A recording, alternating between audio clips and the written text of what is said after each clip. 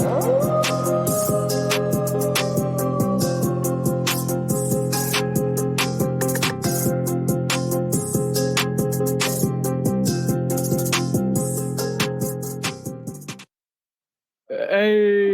what is up, guys?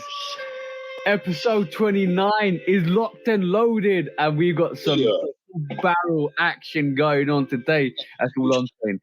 All guns blazing. You know what? I'm gonna be honest with you.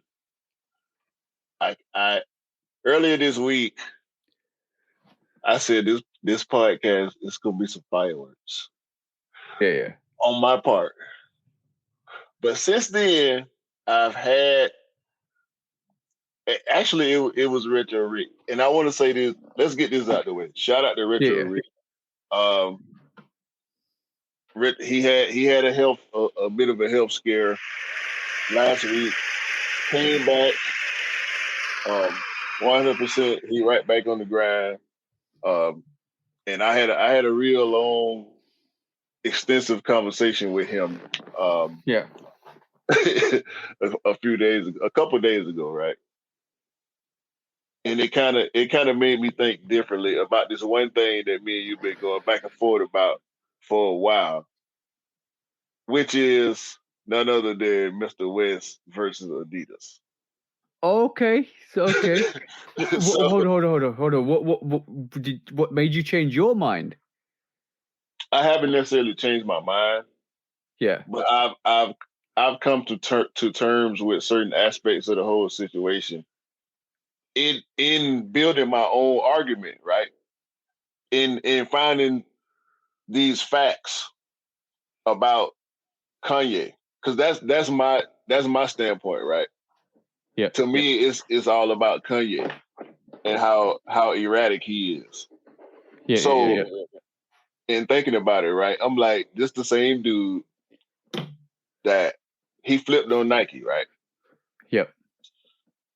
Just the same dude that got on TV live and said George Bush hates black people. It's the same guy, right? That grabbed that mic and said Beyonce's album was better than yours and it should have won. On live television. Yeah, it's the same guy. The same guy, right? Yeah. This the same guy who got into it with Jay-Z. Who we would, if not for Jay-Z, we wouldn't know who Kanye West is. Maybe not in the same way. Yeah. Who's to say if anybody would know Kanye outside of the people he grew up with or the people he worked with if it wasn't for Jay-Z, right? And he fell out with him over not something that was necessarily trivial, but something that was kind of understandable. Yeah. If you know the situation, you know what I'm saying? We ain't got to get into all that.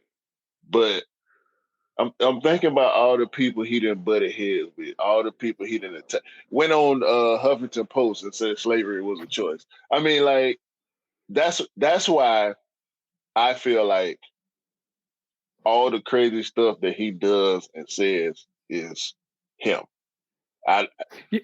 The idea that it's marketing is not over my head. You know what I'm saying?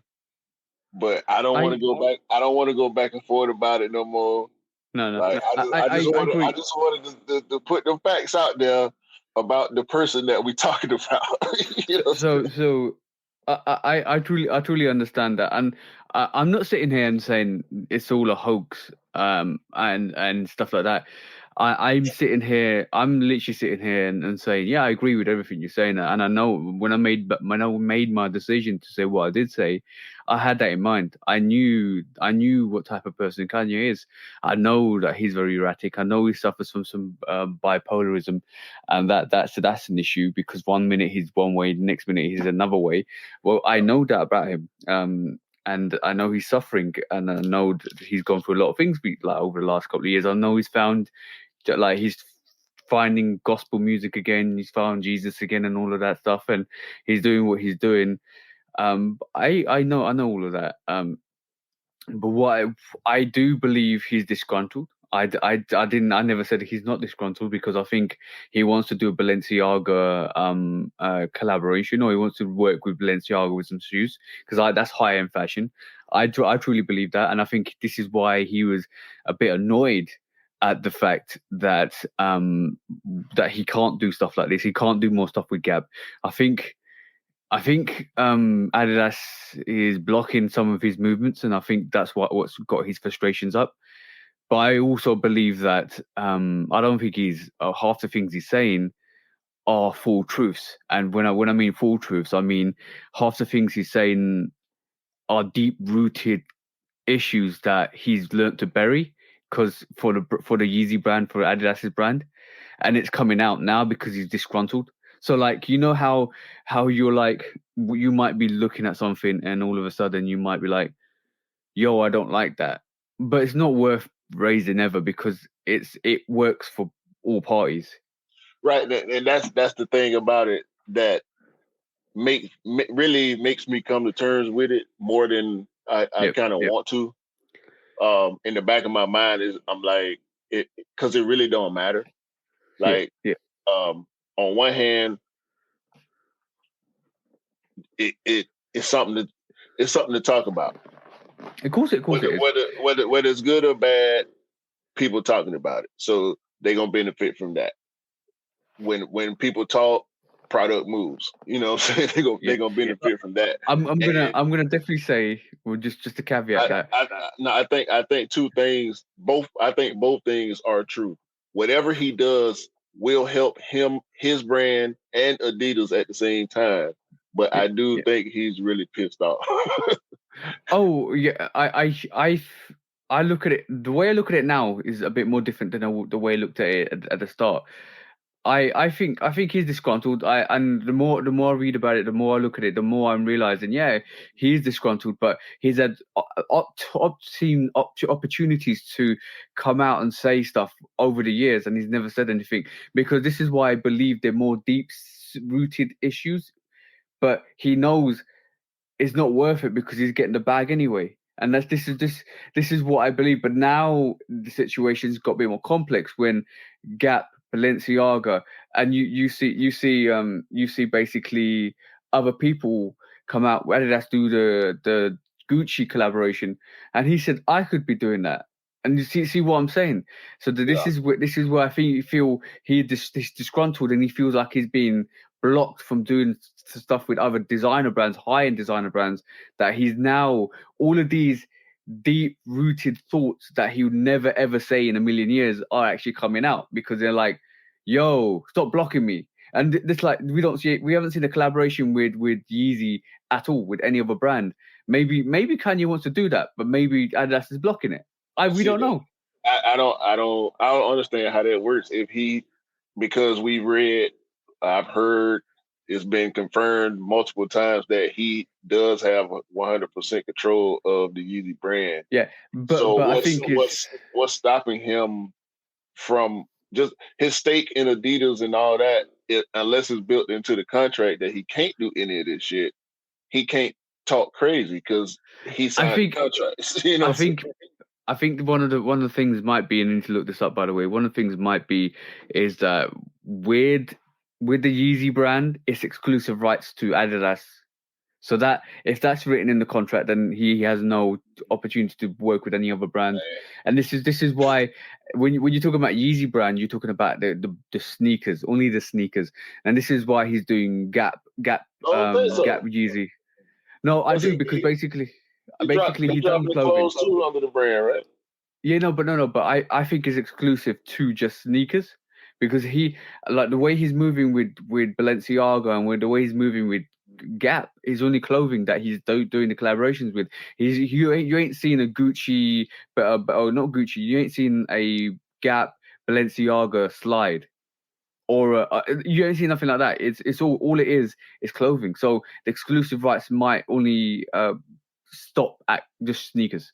So like you exclusively push your sneakers through the Adidas brand. This is exclusive rights. I need to look it up because it's a bit more complex. And I think like that's the deep rooted issues that are now coming out, because it's like, yo, you guys are moving funny. So if you're moving funny, now I'm gonna move funny, and my funniness is you're copying my stuff. And it's tip for that. I'm not saying he's not disgruntled. He got like three and a half years, something like that, left on his contract. So I mean, unless Adidas is willing to renegotiate and come to terms with him, I can't really see what he. I mean, because we talking about Kanye, bro. He does and says pretty much anything he wants to do. Like it's incredible. It's incredible the amount of shit that he get away with. You know what I'm saying? Just in general. So. And this is where I believe personally that he's. I'm gonna say this because I believe it. I think he's outgrown Adidas at the moment. It's a statement to say, but they've made him what he is at the moment, and I still believe to this day Adidas have got more to lose than Yeezy. Kanye. For sure. He can just like we said last week. He can leave and go do what he want to do. He just got to break the bread. If he's willing to break the bread, he can do whatever he want to do. Yeah, and I think what Kanye's trajectory now is what Virgil did with Louis Vuitton, and I think that's what he's always been vying to do anyway, in terms of high-end brands. And the fact that he's only been able to do the clothing line and not do his own sneakers or his own collaboration with sneakers, because Adidas, the assumption is that they have own exclusive rights to all his sneakers and the distribution rights to his sneakers. And that's the reason why they gave him 50% of the brand. They gave him 100% of Yeezy, because everything needs to be pumped through Adidas as an exclusivity. And that's why I believe that he's disgruntled, because he wants to take that next step. And this is why I get the feeling that now he's outgrown Adidas. He's like, what's next? You've seen that with his career, though. You've seen that with his career. You've seen that from a producer to a songwriter, right? To a whole artist. Yeah. And now he went into fashion with Nike, with Adidas, with his brand, with Kim Kardashian, doing his thing. He's outgrowing stuff as he goes along. Yeah. I'm not saying he's outgrown Nike. I think him going back to Nike would be the best thing for him personally, because he wants to be. That's the only way I'll be in on it. Yeah, but, I mean, he can do it. He can do what he want to do, man. Like I honestly, I wish him the best. Like y'all know how I am. You know, I don't like Adidas, but at this moment in time, like I ain't got nothing against Kanye, but hopefully he can do whatever the hell he tried to get accomplished with Adidas, because it looked like they giving him a lot of pushback, and it's gonna get ugly if he don't start getting what he wants. It's gonna get uglier. I think there's half truths to both sides. And that's the way I look at it. But I tell you what, I used to say Adidas don't know how to not compete. They were really bad at marketing. They were really bad at what they did in terms of like pushing out sneakers and building some hype. Yeah. They're using this whole situation. We're gonna talk about Adidas today, because I need to know from you how true this is, because I know you talked about it. You dropped a video on it. Yeezy Day. What happened, bro?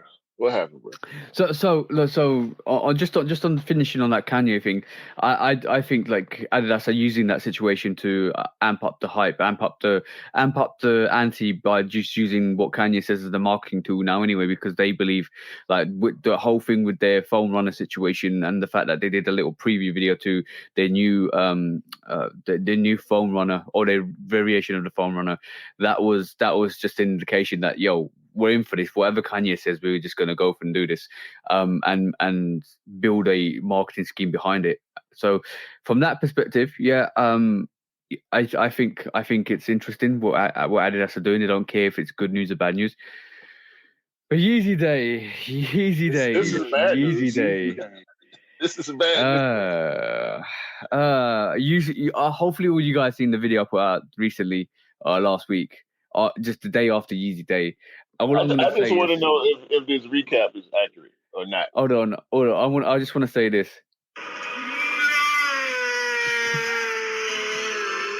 That was terrible. Yeezy Day. All right, cool. So I can tell you. Yes. Total Doves came out 10:30. I'm just looking through the lineup. We got the statics. We got the analogs. We got the triple black cores, triple black red core. We've got the moon. Was that the moon? Yeah, that was the moon slates 500s. We've got the hyper. We've got the hyper 350s.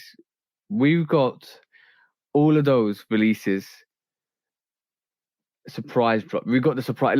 So Total Doves didn't come out at 1 p.m. Total Doves didn't come out at 1 p.m. That's why they got the X on the chart. Yeah. Right? Yeah. So you know, look, and you know what's really funny? If you see the bottom line, red, the Vermillionaire, the MX Carbons, all the two slides, they're at the bottom. They've got eyes crossed out. Exactly. Yes, they were hidden. They were hidden. That's the part. That's the part I want you to explain. I'm gonna say, I'm not gonna swear. I'm not gonna curse because I'm over it. But like, Adidas messed up the bag. They messed up the bags and fumbled the balls of the cook groups they want, and fumbled all the balls of the cook groups they want to give these sneakers to, because that's what happened, bro. Like, I was the only way anyone regular, bro. The only way anyone regular is gonna pick up anything, is to go into those cook groups. And a lot of people were saying, yeah, but you need to learn how to cop. Why? Like last year was all draws except for a couple of hidden stuff. Why? Hey, why do you need to learn how to maneuver like Superman on Kryptonite, trying to work out where the sneakers are hidden? Like, yo, where's Lex Luthor? Where's Lex Luthor, bro? That's why it's called the sneaker game. Adidas took it to the next level. They actually made copying. They made copying into a game. No, bro. They didn't take it to the next level. They did what sneakers they did. And by the way, I know you guys in the States don't get sneakers there, and we're going to talk about that. But they did what sneakers they did in 2017 or 18 when they basically did all. I tell you how bad Sneakers Day was back in the day. They made cryptic messages of like, guess the sneaker, go look for where it's hidden, scratch the panels. Yo, bro, like. They made it a game of how to cop sneakers. Scavenger hunt, yeah. Yo, bro, find the Easter egg. The Easter egg's already been eaten up. Where are you going to find it? Right. You're going to find the wrappings. You're going to find that page say, yo, cop this, but it's not there. Yo, it was literally like this for Yeezy Day. I'm just saying, Yeezy Day didn't do something new. They just did something really, really old that Sneakers Day did and kind of rehashed it and made it absolutely even worse than it was. It was terrible. Like, I'm talking, when I mentioned terrible, it was terrible. All the Yeezy foam runners and slides, except for the Onyx, were basically hidden. They were hidden, bro. You could not cop, unless you knew how to maneuver the site. You could not cop, bro. 100%. And the Total Doves did surprise drop at 10:30 in the night, and it crashed the site, and nobody could get on. And all the cook groups that knew was going to drop, because if you don't know about cook groups, if you're in a really good cook group, they know what's loaded onto the back end of that website or that app, and they know what's going to be dropped and what time and where it might be hidden. So yeah, try get yourself a Yeezy slide when all the cook groups know where it's going to be before you do, and you're about 2 minutes late, and all of a sudden they're all sold out. Try it. You might just like it. I'm just saying, bro. I'm just saying. It was that bad. It was that bad. Like, it was really, really bad. It was just like, exactly. Like, I'm obviously I picked up something for E, because I might as well do this now as we're talking, because basically I did win something on Yeezy Day. This is not for myself. It's not for myself. It's for the bro E. so I'm gonna open it. And like I said, not all of the sneakers were hidden. We did get raffles, which is great, but anything that I wanted wasn't raffled off; it was hidden. Anything that I wanted was not coppable, and that's the thing. I did get exclusive access for like 4 350s, like 4 variations of 350s, and I've got all the 350s I want. I've got the reflective belugas, I've got the zebras, I've got the pirate blacks or triple blacks, I've got the static blacks. I don't need any more 350s, but like. If anybody wanted it, it was there, which is great. But like, I was looking for more 700s. I was looking for hospitals, temperas, like nothing. And halfway through the day, when the Yeezy the Total Doves didn't drop, and I just walked away from the app. The high res 700s I wanted before Yeezy Day, and I was like, I'm not going in for this draw. I can't be bothered. I'm not like. I'm fed up to a point where I don't care anymore. You know, I wasn't gonna curse, but I was like, "F this sneaker, they can keep it." I literally was like that, bro. The blue 700s are hard too. Yeah, the high res blue 700s. I like the red ones, but then once I saw the blue ones, I was like, okay, I don't know. Those are the three: the Wave Runners, the high res, red and blue. Those are the three Yeezys that I actually probably would wear if I ever decided to cop. I bro, the draw was there. It was like I could tell you there was a draw for I think the statics. There was a draw for the core black reds. There was a draw for the analogs. There was a draw for the high res. There was draws. There's nothing I was interested in except for the high res blue. And by that time, I was like, nah, I hate this day. You can have it. I don't care. And like when I talk about enjoyment for sneakers, and when I talk about picking up sneakers, and everybody deserves to pick up sneakers. When you do a release day like that, that's so terrible. You're like, if I, you know what, allow it. I'm done with it. I can't be bothered. I don't want to spend money with you, like, because it's massively put me off your releases, because it's terrible. Like, I was not interested anymore. By the time it was 2 p.m. I just walked away from the app. Scott was giving me messages. Oh, this is loaded up. This is loaded up. I was done, bro. I put my phone away, went to the gym, enjoyed my day. I'm not here to stick around on an app, trying to go through all the little things, Oh, bro, I totally forgot. On the Onyx page, you had to go all the way down and see a little tight, like I'm talking right there will be a little tiny face, and you think it's a glitch on the app. You click it, it took you to an exclusive access to a sneaker. How, bro? What does Kanye say? How, Sway? How? You don't know, Sway? How? Like, literally, it was that bad. It was so bad. It was so bad, bro. It was so bad. That's some bull. Why? Why? But you got to think, bro. Like, how is anybody new? Anybody that's been since your last sneakers day? Oh, bro. By the way, I'm on level 4 on 2 of my apps, my work phone and my private phone. I've got two Adidas confirmed apps. Personal, but one for work, one for personal. Even my missus is on the Adidas app. We're level 4. We're icon levels. Yeah. And they shitted on that whole rating system, because you know what? It's no point. There's no point. And you know how Adidas first came out and said, oh yeah, our app is not bottable.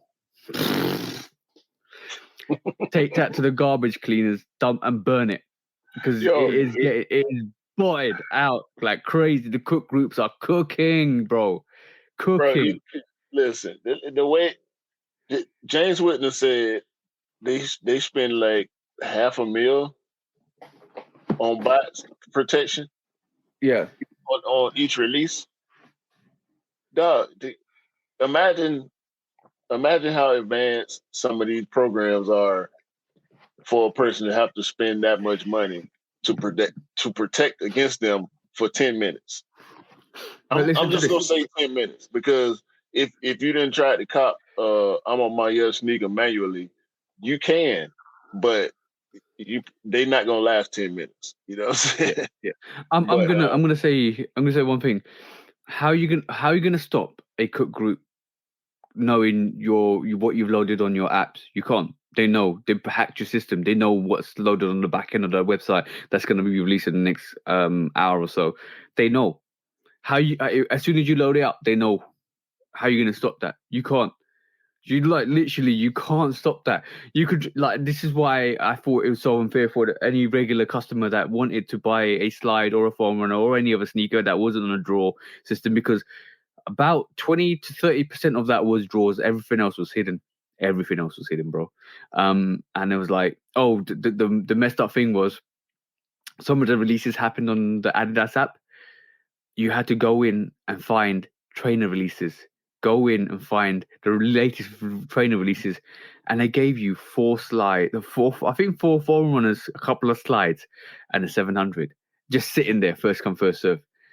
How is anybody going to find that? Because by the time you've found it, the cook groups have found it already and eaten it all up. So when you talk about release days, this is the most worst release day Yeezy day ever in the history of release days. I think personally, since I've had the Adidas app and confirmed that, last year was perfect. Talk about going backwards and shooting yourself in the foot. It was bad, bro. Nike wouldn't have did it like that. But anyway, Nike did it like that in 2017. Don't try to put this on us. No. I'm not putting on them, but they learned. They never did it again. That's the difference.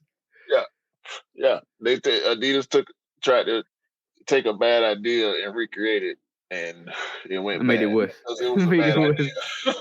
It was a bad idea to begin with. Why would you try to take somebody else's bad idea? Take good ideas. If you're gonna copy something good, and the Adidas, bro. Anyway, we gonna get to copy Adidas and copy. Hold on. They literally took a chunk out of a turd rather than the chocolate chip cookie that they should have taken the chunk out of. You know, when you bite stuff, you bite good stuff. You don't bite bad stuff. Mm-hmm. So that whole shit that they ate and recycled, they should have just had like a chocolate chip cookie. It's still a compliment. It just wasn't a smart compliment. And by the way, you guys are probably wondering what I actually copped for E. It is definitely a foam runner. It is one of the last raffled foam runners on, and it is the Onyx foam runner. He didn't fell all the way to the dark side. Yeah. He's fallen from grace into the laps of Adidas. But I'm glad I actually cop for him, because I only went in there for him, like, to be honest, and I wanted to cop the high-res blues and the Total Doves for myself, and everything else was for E. So E was messaging me through the day, and he said, "Did you any luck, bro?" And I said, "No, not at the moment. Everything's hidden." And like last draw, I knew the last draw was for the Onyx foam runner, and I was like, "Bro, I've got it in. If it comes through, it comes through. If it doesn't, it doesn't." And it came through, which is great. Which I at least got another foam runner through his collection, or his rotation. He loves them. I can see why the slides are popular. The slides are really, really comfortable. But I can't get down with the foam runners at all. No, not me. Even though they might be the most comfortable thing in the world, I just can't seem to put them on my feet. Well, that ain't the only thing you caught. Oh yes. We move on to some proper hype now. I ain't caught nothing this week, but I know you caught some. All right, cool. And the reviews coming for these, I'm not going to say much on them, but if you know the box, you know what this is. Oh yeah. If you know the box, you know what this is. And I know you already opened them. Check them out. Yeah, I already opened it, and I can tell you, the perforations are spot on. Sorry, bro. But yeah, these are definitely dope. Dope you sneakers. ain't got to talk about them, bro. Like them. Yeah. Yeah, my pair is 1-on-1, but Are you keeping them now? I can't do nothing but get store credit, man. And I'd rather not have store credit. I tell you what though, if I hit at that same store for the sevens, I might exchange them because I can get pairs. The Desert Elephants, they all over the place. They keep popping up online. I'm pretty sure I can find a pair in store. But if you hit do the conversion, yeah. Yeah, if I stop, the store I got my pair from didn't have another 11. So yeah. Okay. Next up is these bad boys. Yeah. Can you take a guess? I know what that is. Okay. Stealth 12. The Stealth 12s. Another review coming up soon for these. The Stealth 12s. Dope sneakers. Dope colorway. A very, very, very soft as well. But yeah, the reviews are coming up for this. And also more people will come out for this week, which is going to be great because put these sneakers away. Because they're a very. Both of those pairs are dope. Both of the pairs on those, the quality wise, is crazy on them. So I am so glad I was able to cop both of those pairs because, hands down, a very good pair. I knew you were going to show me this today. I saw it yesterday. Isn't that the Golf 12? Yeah, Eastside Golf. I know you like 12s, so I had to ask you about these because I like them. I like them, but I obviously I can't get them because they're Golf 12s. No, they're not golf shoes. Okay, they're not golf shoes because the low is golf. Got the low variation of this has got the golf. What do you call it? Sole. No, so the collaboration is with Eastside Golf.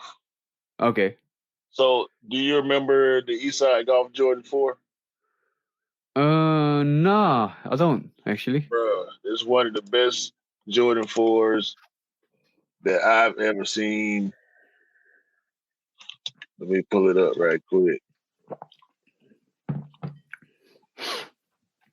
To be honest, I don't think I'm familiar with it, to be honest. When did it come out? Was it last year? Oh yeah, no, yeah. I know this. Sorry. Yeah, I know this. It looks similar to the midnight navy 4s what we're getting. Navy, right? But it got gold on it. Yeah. But this is a golf shoe. Yeah, I do remember that. Sorry, bro. This one is a regular Jordan 12, but it's a collab with the same company, Eastside Golf. It's a black-owned and operated golf company.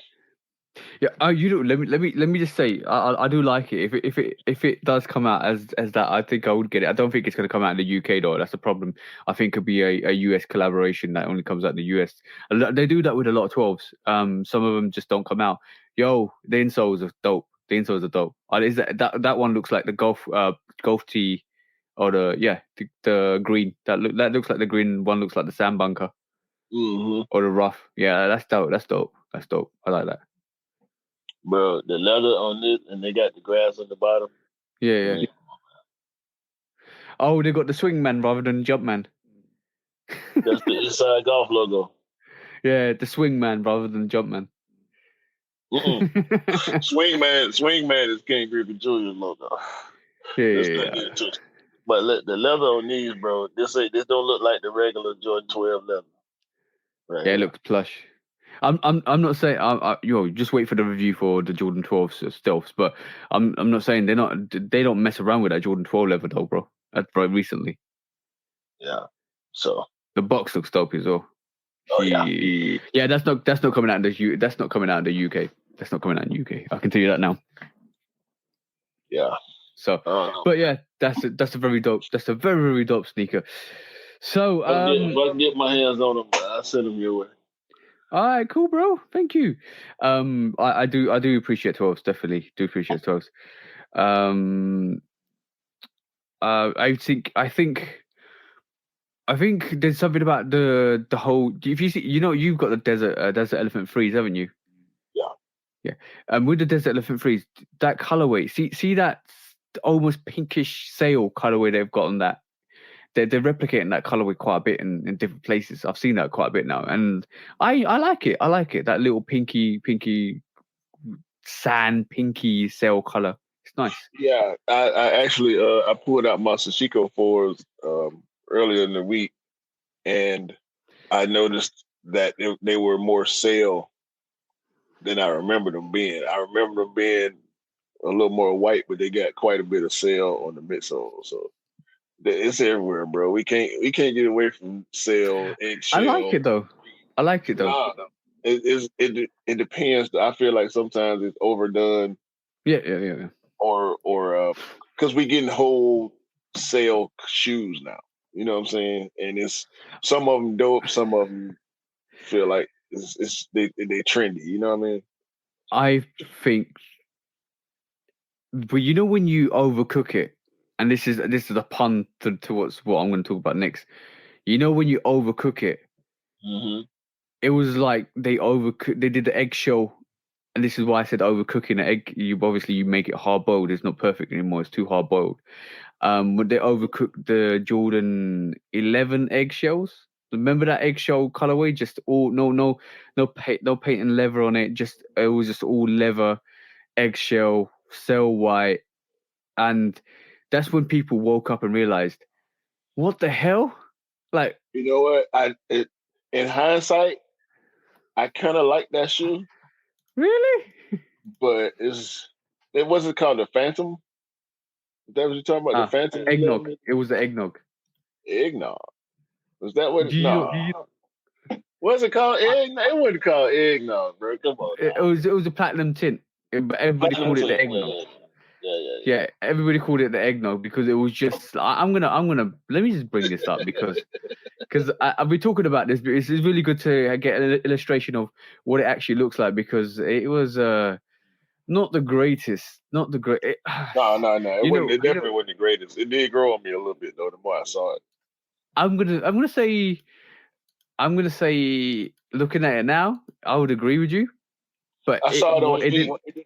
I saw it on feet a few times, and it was pulled off well. So I kind of appreciated that probably more than just the shoe itself. You know what I mean?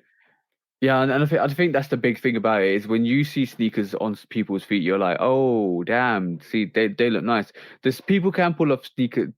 I love the fact that you can pull off a really bad sneaker and make it look really good on feet, and then it makes you want to get it. So this is the one we're talking about. It's all more no pattern leather on it. It was just eggnog, eggshell, platinum tint. It sat hard. Bro, that's really hard. That was full size run in the outlets down here. Yeah. Sure. It was there. It was like maybe 160 or something like that. Okay. Instead of the 225. But yeah, that was something. That's when you realize why they're doing all these sale colorways a lot. But what this is too much is too much, and that's when. Yeah, I know. And the thing is, the trends are nice when they're subtle, when they just keep rising slowly and influence little bits here and there. But then all of a sudden, when it's a pie in your face, like the platinum tints, you're like, okay, this is not fun no more. they executed it wrong, bro. They could have done that so much more better. You're like, why? And they sat and we rebelled because the thing is, if sneakerheads are not picking up a sneaker and they're sitting, yeah, and that was not even a situation where they were made too many pairs. I think they made the same regular amount of pairs for any GR, and nobody wanted it because it was just so bad. Hey man, the few people that did get it, I saw a few fits that made it look pretty good. Yeah. Okay, cool. So, bro, I've got a very important question right this moment in time. How is this OG season? I hope so. Like I'm just saying, is this OG season right at this moment in time? I was thinking about it this yesterday and last week, and I wanted to raise this. So, not only are we getting the Chicago ones, not only are we getting the Chicago 2s, not only are we getting the Fire Red 3s, we've seen the Pattern Bed ones came out like end of last year, beginning of this year. We've seen a lot of OGs, bro. Yeah, I mean, okay, so the 30th anniversaries are coming back to back years, right? Yeah. And that's what we're getting for the most part. That's what we have been getting the OGs of. Last year, we got Carmine 6, right? Yep. Year before that, Fire Red 5. Year before that, Fire Red 4. No. I'm sorry. Fire Red. Not Fire Red. Black Cement 4. Yeah. Year before that, Black Cement 3. Yeah, but that's over several years. But I'm talking about this year alone. We've seen the Air 21 OGs come out. We've seen so like I know it's the anniversary. Last year we got Air Max OGs. Yeah, 95, Air Max 90. Yeah. It's like the OGs that's just hit. I'm just what I'm saying. Is this OG season? Because I wanna have a look at not right this moment in time, but I just wanna look at how many times what was the most OGs released ever in 1 year, and I think this year's getting close to it. We're getting forget we've got Cardinal 7s coming out as well. Yeah. Right, that's another one. It's the 30th anniversary of the 7 this year. Yeah, I'm just like. We did Raptor 7s too. More OG. Yeah, we might get Raptor 7s. Like that's another OG. We might get Bordeaux 7s. Playoff 12s. Yeah, exactly, bro. I'm just saying. Is this year the most? I guys, look it up and let us know in the comments, because is this year the most OGs we've ever got to date? Georgetown ones. Past the actual OG releases. Georgetown ones. Yeah. Keep going, bro. I'm trying to think, but I know it's more. I know there is more.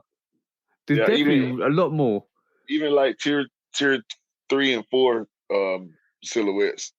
Oh no, yeah. With like, if you expand your net and look at tier 2s and tier 3s, if you not our tier levels, I'm talking about past the OGs, like second generation retros and third generation retros, citruses. We've got like a lot more come out and kind of reflect on what actually happened in the early 90s and 2000s than ever. Green Beans, Midnight Navy 6s, bro, we can keep going on, but like we just narrow the net and just do OGs at the moment, because when you talk about OGs, there's a lot. So when we talk about OGs, do we say the all white Air Force One? Because they come out every year, bro. They retro every year. Yeah, come on. Let's you can ban it there. You can ban it in there. You can if you wanted to. But like all we're missing is that red anniversary Air Max 1. Imagine like if that came out this year. That would be crazy. Was we supposed to get that next year? The big bubble with version, yeah.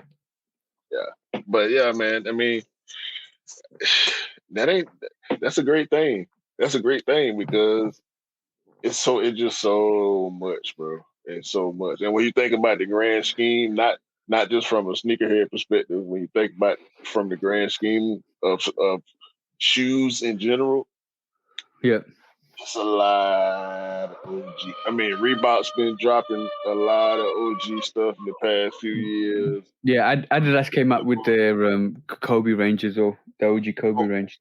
Homo went crazy on Clyde's. Was it last year or this year? I think it was last year. They did a whole slew of like brand collabs with the Clydes. It was Kool-Aid and ice, the ice slushy Yeah. and Jolly Ranchers and ramen noodles and but like everybody been going crazy. Yeah, but you've had a lot of OGs, and it's a good thing. It's a good thing that they re-retroing all these OGs. But I'm just saying, I'm not even disliking it. I'm loving it because they give us the OGs. OG forums, Griffey's and Air Raids, like all the Nike basketball stuff been coming back out. Yeah. It's great, which is awesome. But like, I think a lot of people's OG, a lot of people's top 10 or top 5 is going to be Chicago 503s, Chicago 2s, Cardinals. Maybe if they feel the A trainers, maybe if they feel the other retros, then you might see the collaborations come in. But talking of collaborations, we swiftly transitioned into another subject. Come, bro. I think a lot of people going to fill up their list with collabs as usual, but but this year I don't think it would be so deserving with all the OG stuff that's coming. Yeah, I liked what Crepsaholic did with last year's, which he did. OG, he separated his list with releases and OG releases, and he kind of kept it separate. But like this year, I can see this year if you do a true top 10, you might get judged for your top 10. Because like I'm gonna say, you won't get judged by us, definitely not, because we respect what you like and stuff like that. But you are gonna get judged by other people calling you a hype beast for if you if you just literally showcase collaborations in your top 10, because you're like, okay, cool, the Chicago came out, the Fire Red 3 came out, the Citrus 7 came out, the Air Trainers came out, the Air Maxes came out. Like, there's a lot that's come out. There's a lot that's still going to be coming out. Cardinals are coming out. Like, there's a lot of heat coming out. And if you start putting collaborations over OGs, people are just going to call you a hype beast. Not us, truly not us. I'm not calling out anybody, because I respect the fact that everybody's different and everybody's choices are different. But yeah, I think there's going to be a lot of salt being thrown at the end of this year. A lot from other people. But yeah, do your thing, guys. Just do your thing, because at the end of the day, you need to be unique. You need to just like what you like and don't care what other people like. If you like collaborations, so be it. If you like OG, so be it. If you like it just a normal sneaker that's not even has no significance, then so be it. Like, just do your thing. I like it all, but you know how we rock. I'm not a collab. Only a great collab can stand up to a good OG. Yeah. And talking on the collaborations quickly. That was the next subject. We're getting another collab, and then we're getting another triple collaboration, bro. Another triple. Yeah. So I think I probably know what you're talking about. I can't remember who it was, though.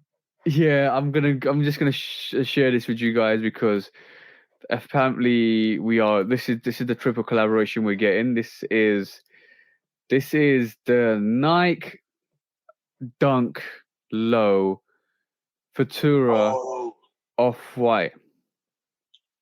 I did not think you was talking about this one. There's two variations to this. This is the UNC variation. Another triple collaboration. This is a unicorn appearing in the real world right here. Yeah. This is what this is making a lot of people happy and a few people sad, because the few people that got the mythical pairs are probably going to be pissed off when people get this. Not necessarily GR, because we know it's going to be limited, so it's going to be limited. But what I'm gonna definitely say is, like, we know collaborations have been at their utmost recently. I'm talking about collaborations. There's been so many collaborations over the last couple of years, and the first time we saw a triple collaboration was the Fragment. Was it last year when the Fragment Travis Scott Fragment Travis Scott Jordan 1s came out? Yeah. Yeah, so that was the first triple collaboration. We got another one. So like the collaborations are so meaningless at the moment. No, No. Some. I'm just saying some are not all of them. Ammo still holds value. no. Value. I was gonna say the Sakai that was the first triple, wasn't it? No. I'm just saying. Yeah, you're right. I think the Sakai was it Sakai call. Was it Sakai calls? Yeah. Like yeah. Maybe. I'll need to check it out. But like this is another triple collaboration. The whole perspective is there's a lot of collaborations. It's very condensed. Some of them are rising to the top. Some of them are sinking to the bottom. That's what's happening. So the best ones rise to the top. So some sink to the bottom. So Ammonia collaboration is very dope. So the Union collaborations are very dope. So, but they're getting a bit too much with the Cortez at the moment because a lot of people are not feeling them. The Mason Shatter Rogue didn't do well. The Jordan 2s. I don't know what the other Jordan 2s are going to do, but they've got another triple collaboration. So now my question is, bro, are we going to see a 4-brand collaboration anytime soon? There's only one real way you can go from this. I think is highly possible, but at the same time, the Travis Fragment collab is in a way a 4-way because it got the swoosh on it and it say Nike on it. You know what I'm saying? Nah, so you can kind of say I don't regard it. I don't regard it as a 4-way because basically I'm just talking about the silhouette, the brand silhouette. That's see, we're just talking about Nike right now. Nike and Jordan. I've seen way more 3-way collabs than what Nike has done. And we got a good amount of them with Nike. But I mean, we just got another one with the Off-White Louis Air Force One, right? Yeah. So these other brands out here now, they've been doing it. Asics in particular. I think that was the last one that I saw. Asics got a 3-way collab on a gel light because it's a million colorways of the gel light 3. So you know, New Balance. I think New Balance got a 3-way collab too. Maybe a couple.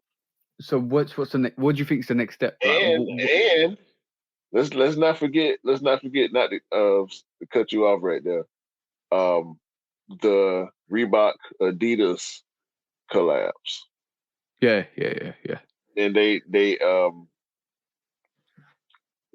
doing all type of crazy shit. When they do the Reebok Adidas silhouette collab, it's always another company attached to it. So they've been doing some crazy shit over there with that. You know. So do you think we're going to see a 4-way collaboration? Like imagine Nike. So any silhouette. Let's just say any silhouette. Let's just say Nike Sakai calls Travis Scott. Yeah, that'll work. You know that'll work. Yeah, I'm just saying. I could clearly see like it could happen. Then they might then on a 4. Let Sakai do something stupid to a 4. Yeah, or imagine like a Sakai calls Travis Scott, Nike. Let's just throw another name, Union. Like Union did the base sole, the color blocking. Sakai came in, did their double ups. Then you just basically, bro, like Travis reversed the swoosh on it. I'm just saying, like, when do you start saying it's getting too much? Probably when stuff like that start happening and we don't like it. Yeah, I'm just have to happen and we don't like it. Several times, I think, before we start saying it's too much. But like, is it? It's gonna be that eggnog situation where it's overcooked. It's just like now it's just too much is overcooked. Hey, we can't do this no more. Everything tend to burn out, bro. Yeah, I know. It's when is it gonna happen? Is the question. And once it burned out, are we gonna go back to not having too many collabs? Yeah, I think that might be the situation. Calm down, because like if there's too many chefs in the kitchen, relive the whole thing over again in 20 years. Yeah, and we'll be like, oh, I remember this back in the day. If there's too many chefs in the kitchen, you're gonna sour the pot, because basically everybody's got their own taste and opinions, and then all of a sudden it doesn't work. Sometimes it does work, because when you're all coordinated, when you're all like in line to see what the end goal is, sometimes it doesn't, because basically everybody wants to pull their own way. So at the end of the day, if there's too many chefs that ain't organized to make that recipe, then it's gonna be a disaster. And that's the way you got to look at it, to be honest. Like I do respect collaborations. I think they've got a place in time and everywhere, but I think sometimes we've gone from collaborations being like maybe 2 or 3 a year to like maybe 10 to 15 for every, like all the companies together. Like how many sneakers has Joe Freshgoods pulled out? How many sneakers has Adidas pulled out, or Reebok pulled out, or Nike pulled out, or Asics and all that stuff? So you got to kind of think, like Nike alone with their collaborations have gone mental. Like Union, Amma Manier, J Balvin, Mason Chateau Rogue, like even all the female designers that have jumped on it. It's crazy. Billie Eilish. Yeah, like bro, it's crazy. The direction they're taking that brand to, and I can understand that it's relatable. I think getting new people's ideas, new perspectives, new kind of unique ideas onto their brands, and giving people some choice in terms of celebrities to have their flair on a silhouette, because obviously you can't keep recycling everything. Like we said last podcast, you can't just keep recycling the same stuff. You have to have GRs, you have to have collaborations, you have to have OGs. You can't just have one brand and one material. And adapting to the market is great, and which is what collaborations is. It's filling the gap and adapting the market. But at this moment in time, collaborations were always meant to be special, because it was a unique take. The only collaborations that are now special are meaningful ones, like Hammer Manier or Unions and stuff like that. And you got to kind of, even now, the Travis Scott whole situation, if it wasn't limited, would you really buy it? Well, his collaborations are about style. You know, they're about his lifestyle, pretty much. That's the story part of that releases. Even though they do a good job with it aesthetically. You know, when they do their campaigns, having Rip Hamilton and having Mick Foley, like the way they put everything, even the merch, even though it's not the style of stuff that I like, it's all Travis style, and Travis all rock the merch on stage, and in ads, and you see him outside moving around wearing his shit, and it's always dope. You know what I'm saying? So it's like they always kill it. They always kill it. I got a question for you. Oh shit! Here we go again. What if situation for you, bro? What if situation? If the Travis Scott range, I'm talking all the ones, right? The very limited stuff that's going for crazy money. Delete the price out of your mind. Just look at the silhouettes alone. If they were sitting in store right this moment in time for retail, what ones are you picking up? Let's just be honest to yourself. Fragment highs and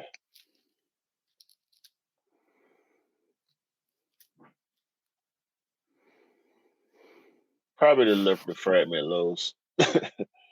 Is that like, I would be tempted to get the mochas, the high mochas, but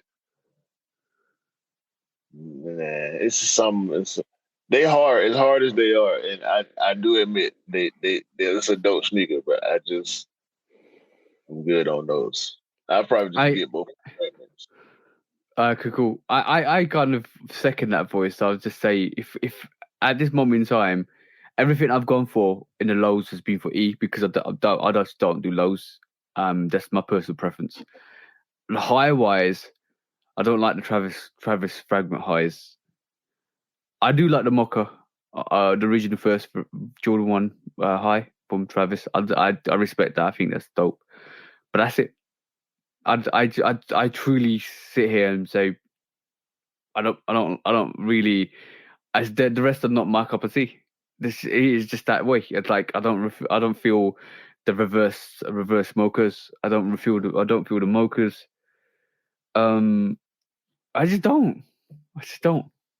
And it's an interesting concept because like realistically ask yourselves if they were sitting in store right this moment in time and there was no resale to them, because that I know even when I say this, people still thinking about the price and how much they cost and how exclusive they are.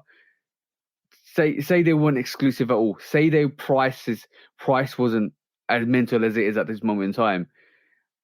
Would you what one would you truly spend your money on retail wise to get them? Will you get all of them? And if you do, so you say you want to get all of them, good on you. But realistically, if you're sitting at this moment in time and saying I can do without that because I've just got it because it was expensive and exclusive, if it came out, I don't really feel the colorway. Then like, yeah, you were drawn into the hype. You're definitely drawn into the hype. But like, what do you really like it because you like it, or do you really like it because of what it is? And that's the question. And that's the question I fronted with you, Q. It's like, what would you actually get if they were readily available? That's the big question. Yeah, I don't like the low mochas. I do like the high mochas, but they just I don't think they're for me really. Yeah, and that goes. They're hard Yeah, they're hard. Like I do see some of the Travis Scotts on feet on a regular basis. A lot of people do wear their sneakers, which is great, and it's an appreciation. They're like, okay, oh yeah, you got the Travis. That's nice. That's dope. But I don't have the urge to get them. I'm not like, yeah, I need them. I want to get them. No, it's like I'm happy. I'm just plodding along. I'm happy with that. We was talking with Polar. I mean, me and him agreed on the high fragment. You know, we like that one better than any of the other ones, really. Yeah. But nah, I ain't not at this point in my in my sneaker journey. I ain't on it like that. It's a lot of other. There are others way lesser silhouettes, lesser in the minds of the mass sneaker public, like Diamond Turfs, you know, Nike Diamond Turfs. That's one of them sneakers for me. You know what I'm saying? The Neon 95s were that sneaker for me before I got them. The Black Metallic 5s were that sneaker for me before I got them. The Griffey Max 1 was that sneaker for me before. You know what I'm saying? So it's not. I mean, of course, Chicago ones and shattered backboards and stuff like that gonna always be there on that list of you know Columbia 11s. It's gonna always be stuff. It's gonna always be something. But I ain't no, not that one. I ain't them. No, I ain't tasting them like that. So next on the list, bro. What you got a topic you wanted to bring up as well, didn't you? Speaking of sitting on the shelf, I wanted to show you this because for people that like this Balenciaga trainer, Fila has come to the rescue to save your pocketbooks and your wallets. Bro, I was confused for a second. Oh no, bro! I was looking at the same shoe. I thought I was looking at the same shoe, bro. Hold on. Congratulations, Fila, for doing this. This is just genius. And you know what? I actually thought that was an Asics/Fila in the first place. Then I saw the Balenciaga, and I was like, "Yo, is that the Triple S?" And I was like, "No, it's not. It doesn't look like the Triple S." Oh, it is a variation of the Triple S, isn't it? I don't know.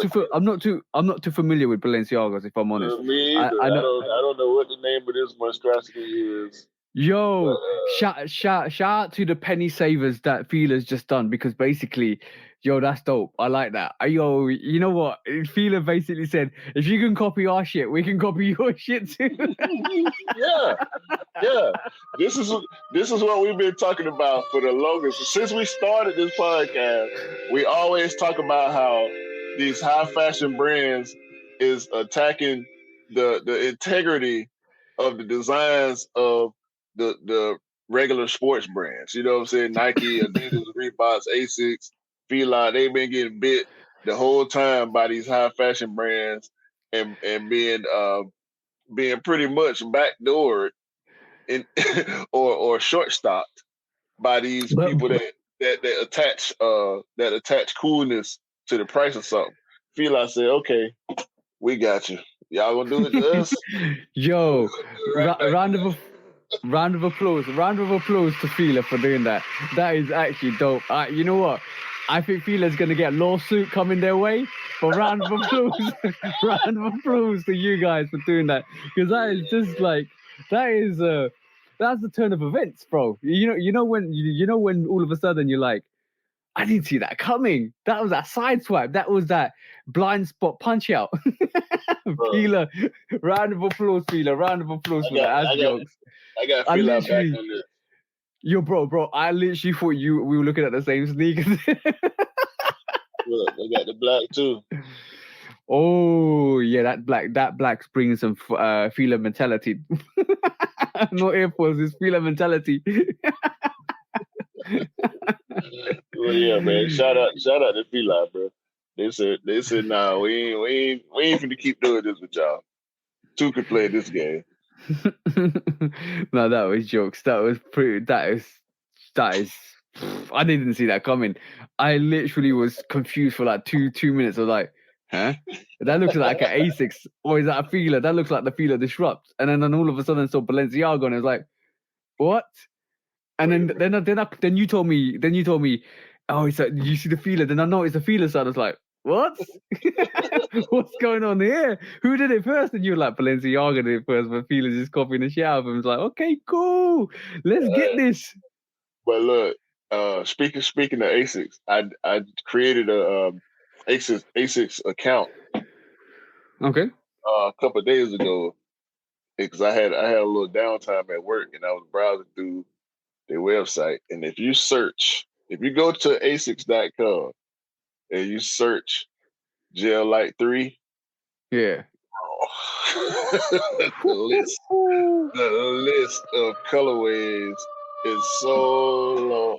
Hold on, bro. Yo, guys. If you follow me in Q, you know what Q's stance is on this at the moment. But this is the first time you're gonna see Q step out of that Jordan Nike range to pick up a silhouette. A silhouette that he's not used to. A silhouette that he's kind of like confused about. Because if this is the start of a trend, where you might see Q pick up a Yeezy from this. The 700 Wave Runner. I can see it now. About 5 years on, Q was like, I got my first Wave Runner. No, sir. No, sir. Bro. Oh, I mean, they got colorways for you. Go back up, bro. Go back up. I'm feeling that first one. That first one is dope. Yeah, that's dope. No, look at the colorways. I mean, they got OGs now. Colorways, bro. They got colorways and colorways.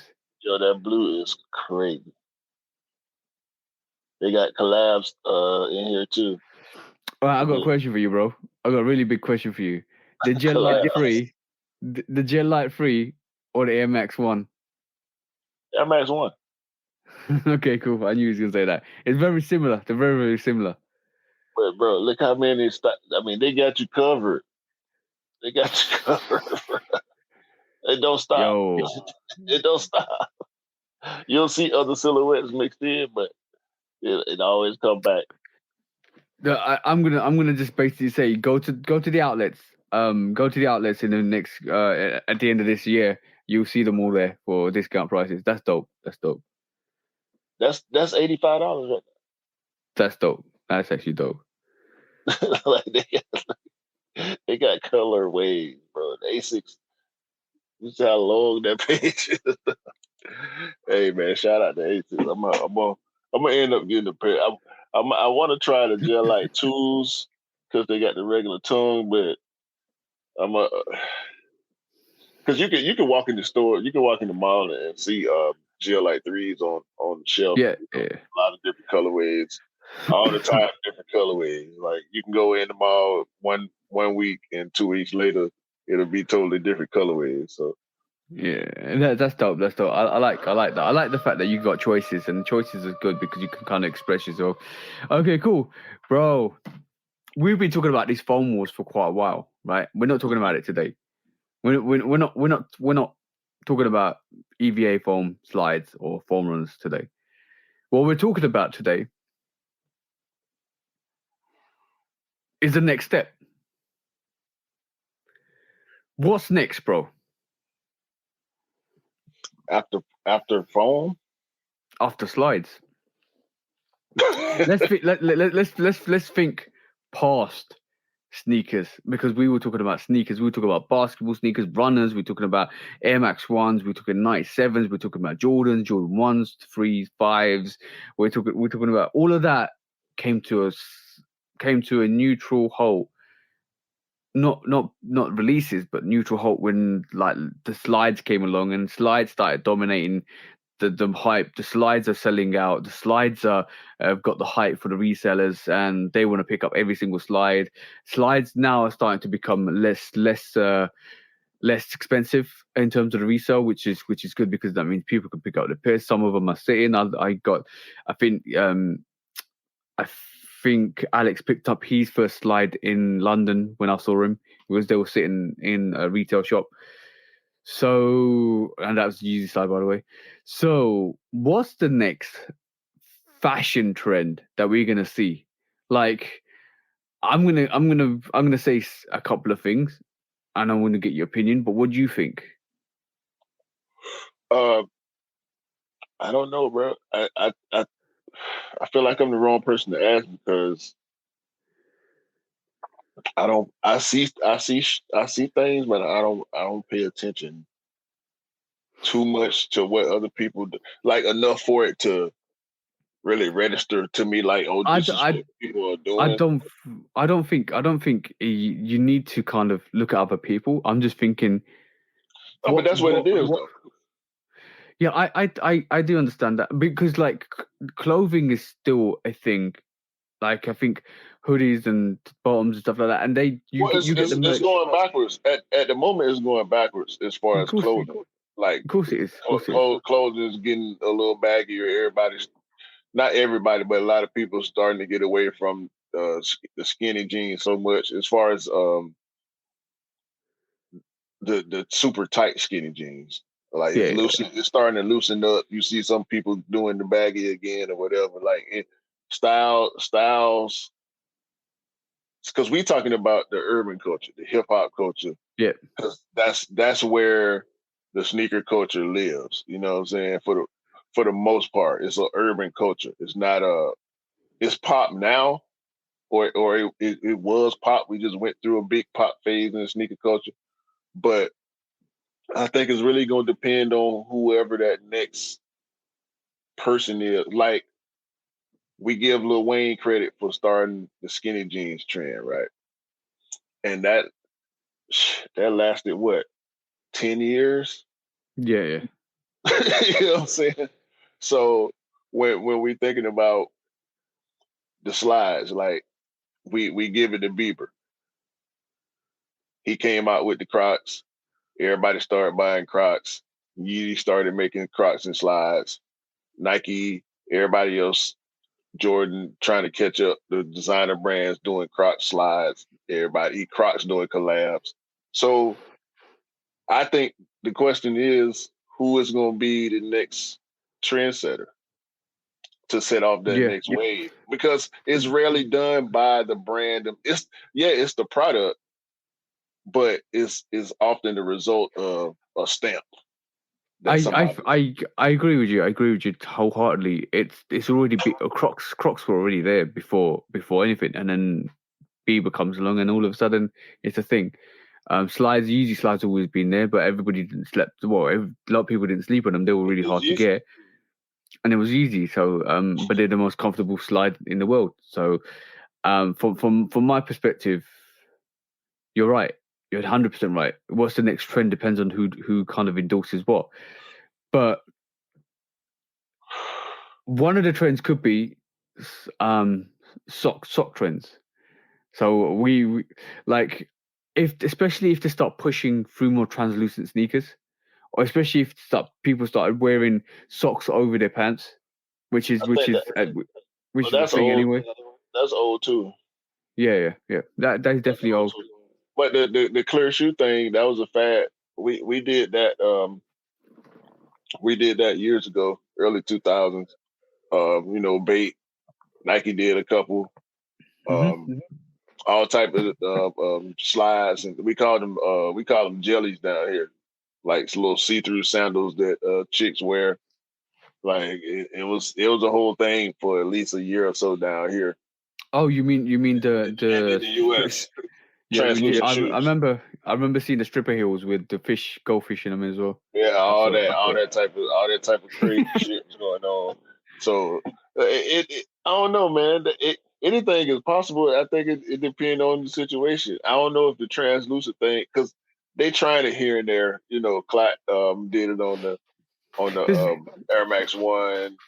Trinidad James put it on his Saucony shoe with translucent. Like, I don't know if that's the move. It could. There's a lot still, but I'm trying to think ahead of the game at the moment, because at the moment it's shoes and slides and foam runners. But that's what it is. Yeah, I know that's what it is at the moment. But I'm thinking, in the next 10 years, could it be snapback caps, or normal caps, or t-shirts, hoodies? Is it going to be? Are we going to see a go away from matchy to non-matchy? That's what we already there. We there now. Yeah, we there now. I see that a line on IG, bro, and I don't. That's why I said I might be the wrong person to ask, because I'm gonna always my style is stuck on 1998. Yeah. You know what I'm saying?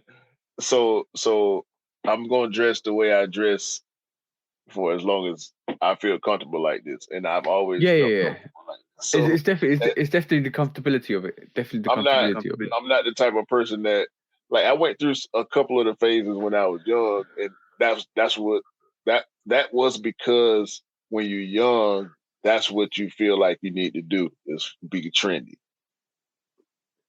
Once I figured out this is what I like, this is what I don't like, and it really don't matter if I don't like it. You know what I'm saying? It only matters what I do like. I've been stuck there. You know what I'm saying? If I see something that I like, because we see new things in sneakers, stuff that we never seen before. The shoes doing this, and they got that on them, and the double soles and double swooshes and triple laces and triple quadruple collabs and all this, right? And we like those. So if I can like those, yeah, we can all like new stuff. But that don't mean I'm finna change into this thing. Like, I see, and this ain't no shade on nobody.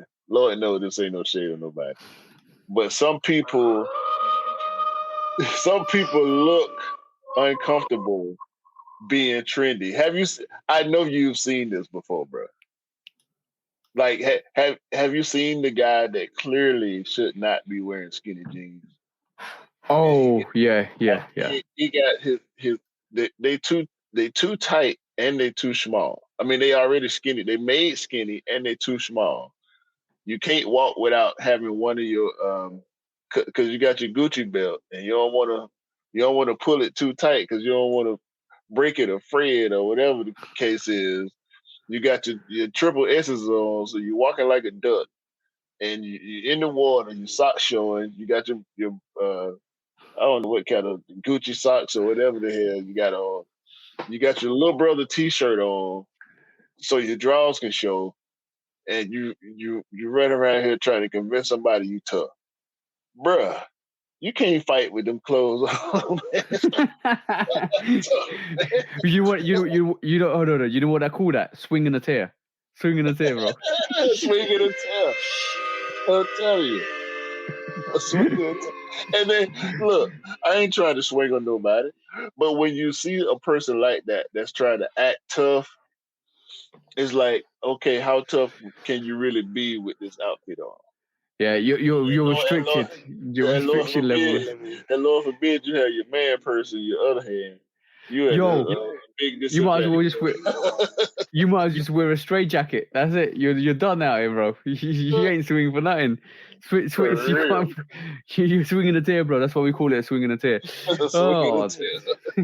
Yeah, it's gonna be. It's definitely fascinating to see what the next trend is, because basically, I'm up for it. I'm basically interested to see what way they can take this, and I hope they can continue this trend of finding new things, finding new innovations, because otherwise it's going to get really boring really quickly, and a lot of people that are just here for the trends will vanish, and it might get boring, because even though we hate to see the hype beast, and we hate to see how people jump through hoops for things, we hate to see how much the desperation for people to get exclusive things. I think, like we all say, it's good that everybody deserves to get the sneakers they want, but like, it's entertaining though. For me, it just gives you the psyche of a human being all wrapped in one, when you can see it from a perspective they can't see it, because you're sitting there and saying, I'm cool, and then it's almost like the same consequence of being sober at a drunk party, and you see how people act, and you're like, oh wow. So this is how people act when they're drunk. That's a great analogy. Analogy. And it's not a necessity. The stuff that people do, but it makes things interesting, and it opens up the dialogue and discussions. Like we won't be talking about some of the stuff we're talking about if it wasn't for exclusive stuff. If it wasn't for collaborations. If it wasn't for the hype stuff. If it wasn't for we will not be talking about Crocs or foam runners or slides if it wasn't for what's happened over the last 5 years. So, realistically speaking, it's good in a way, because it pushes the agenda and pushes innovation, but also with that you also get the detrimental sides of it too. So I'm just intrigued to see what's going to happen next, what we're going to see next.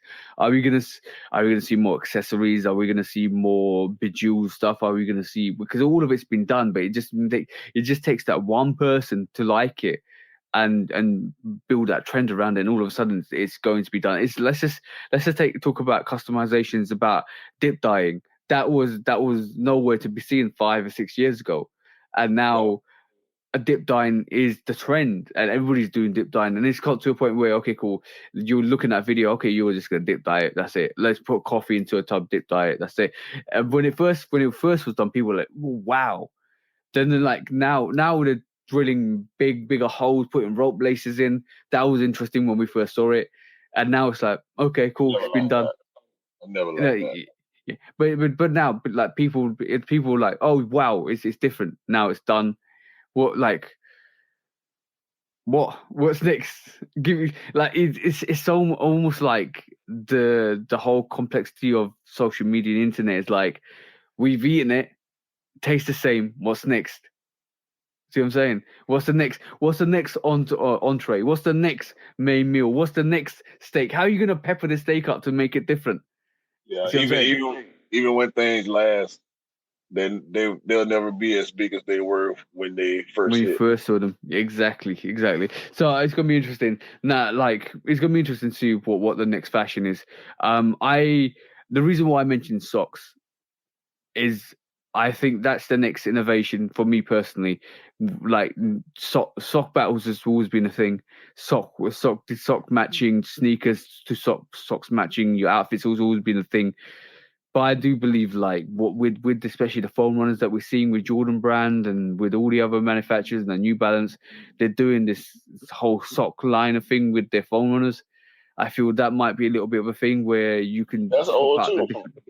It is old. Yeah. It's old too. Yeah. But it's going to take one person to endorse it, and all of a sudden it becomes a bigger thing than it whatever was. And I feel like that has a potential there to be something. So let's just see what happens, because I'm intrigued. Definitely, you've got all these brands have got me thinking like, okay, what's next? I don't know, man. It's bringing back old stuff. It's gonna always be a try for brands. Sometimes it works, sometimes it don't. But you know, we operate on nostalgia to a certain degree. So bringing back old stuff gonna always work on me. Especially with Nike, obviously. But everybody doing it. Everybody getting a chance to get their hands on stuff that they've been looking for and wanting for years. So hopefully that'll continue, and whatever the next thing is, hopefully it don't mess up nothing we got going on, because we're in a good spot right now. You know what I'm saying? Bro, like I'm just sitting here, and you know we're always full of ideas. Like I'm thinking Mischief do what they do. If Mischief, like, not giving ideas to Mischief, but if Mischief wanted to do stuff and really take the piss, like you're taught, I'm just reading, just do it. They could turn around and just say, don't do it. Yeah. new Mischief top. We know it's gonna be so. In another probably 3 or 4 months, we're gonna see something from them, and you're gonna be like, "Oh shit, here we go again." No, but somebody could actually manufacture a company, and it's the it could be called something like the anti-establishment company, where the logo's like the Jumpman is basically the Benchman, or just do it is don't do it, or what's Adidas's logos, or anything. They just take logos and inspirations from all around the world and reverse flip them to take the piss out of them, or to mock them, which would be quite an interesting take on the brands, because all of a sudden you got a clothing line that's the opposite of your favorite brand. That'll be the one time the brands all come together to form corporation bot, make a corporation bot to destroy this little whoever this is. I'm telling you, because you know all the lawyers know each other anyway. They just don't work with each other. But we just came with this idea in like a matter of like 5 minutes. But like just imagine, like if there's a anti-establishment, you could literally call it anti-establishment, and then literally that's the brand name.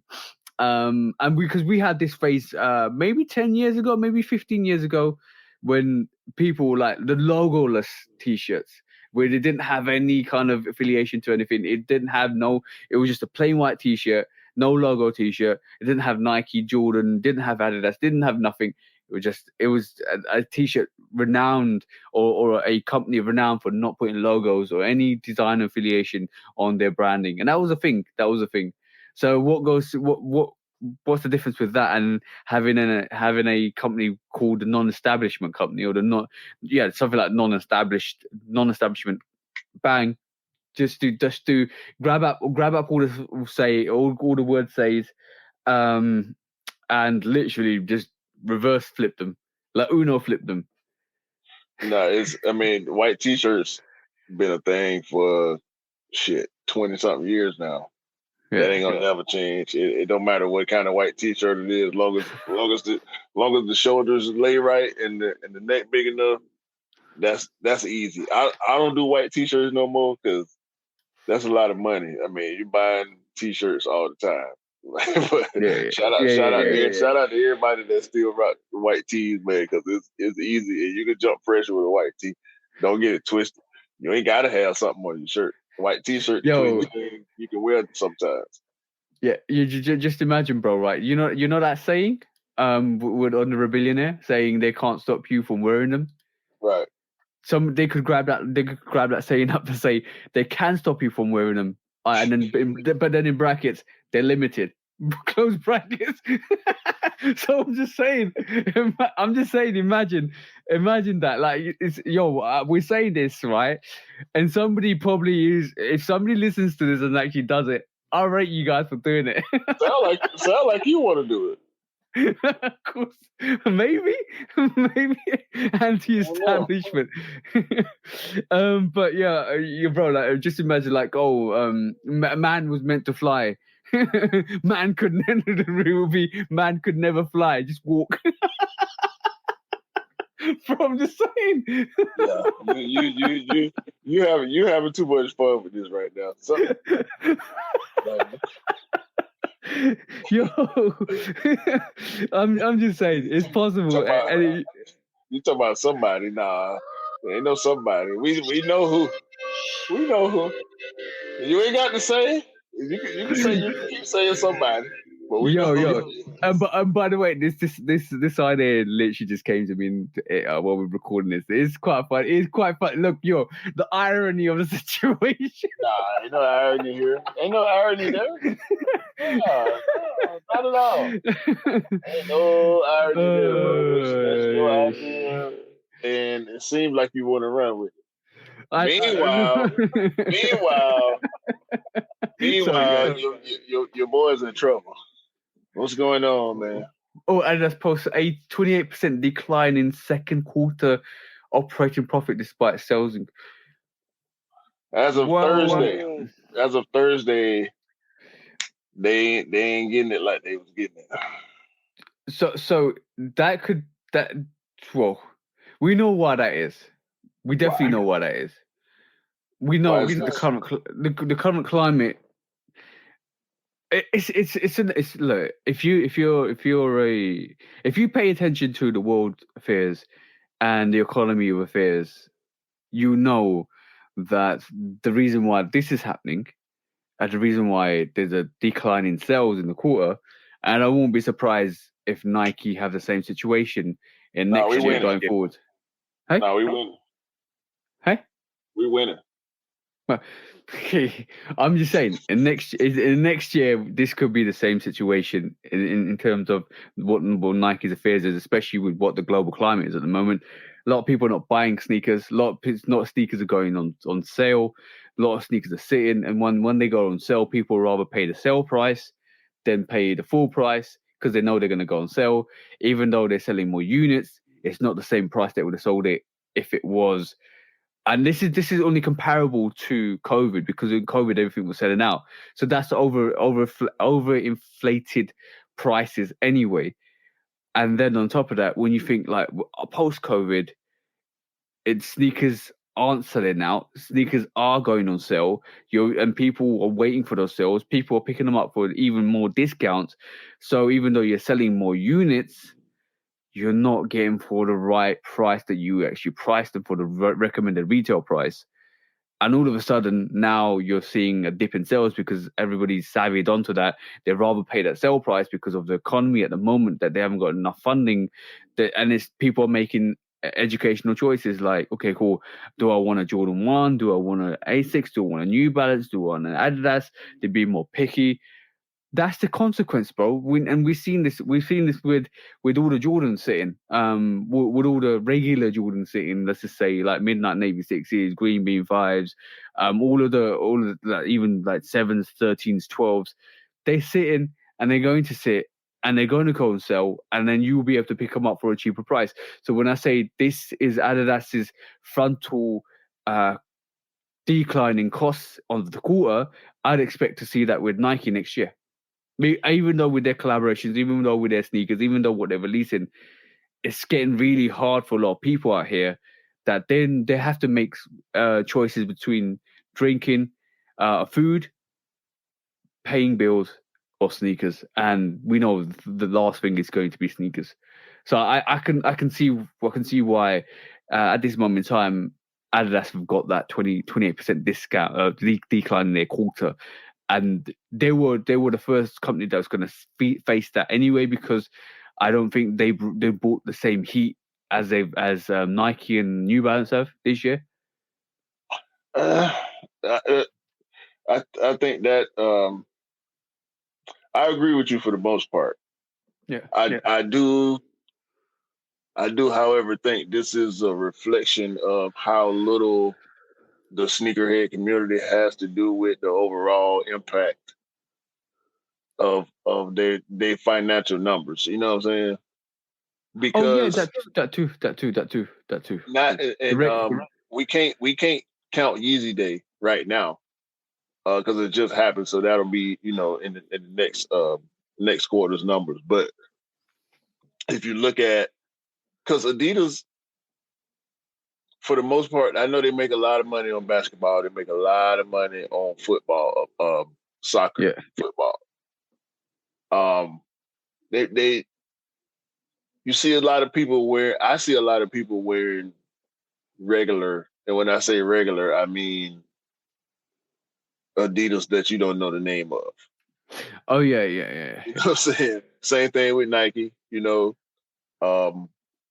Sometimes with Nike, you tend to know the names a little bit more because Nike just has that many more popular silhouettes. But at the same time, you can go to certain stores. We got this store in particular here called Shoe Depot. You're not going to see anything in Shoe Depot that you would see in Foot Locker ever. You know what I'm saying? Yeah. And this is where you find the $30, $40 Adidas and Nikes and Filas and New Balance and everybody else. I mean, the bottom tier stuff, the Shoe Carnival, Rack Room Shoes. There's a bunch of stores where you go in to buy name brand stuff. Sure enough, you're gonna have a swoosh on there. You might have a little air bubble. You might get I doubt if Adidas give you anything Boost related. But Nike might get you something with the word air on it and a swoosh. But isn't that a reflection? Isn't that also? So I also agree with what you said.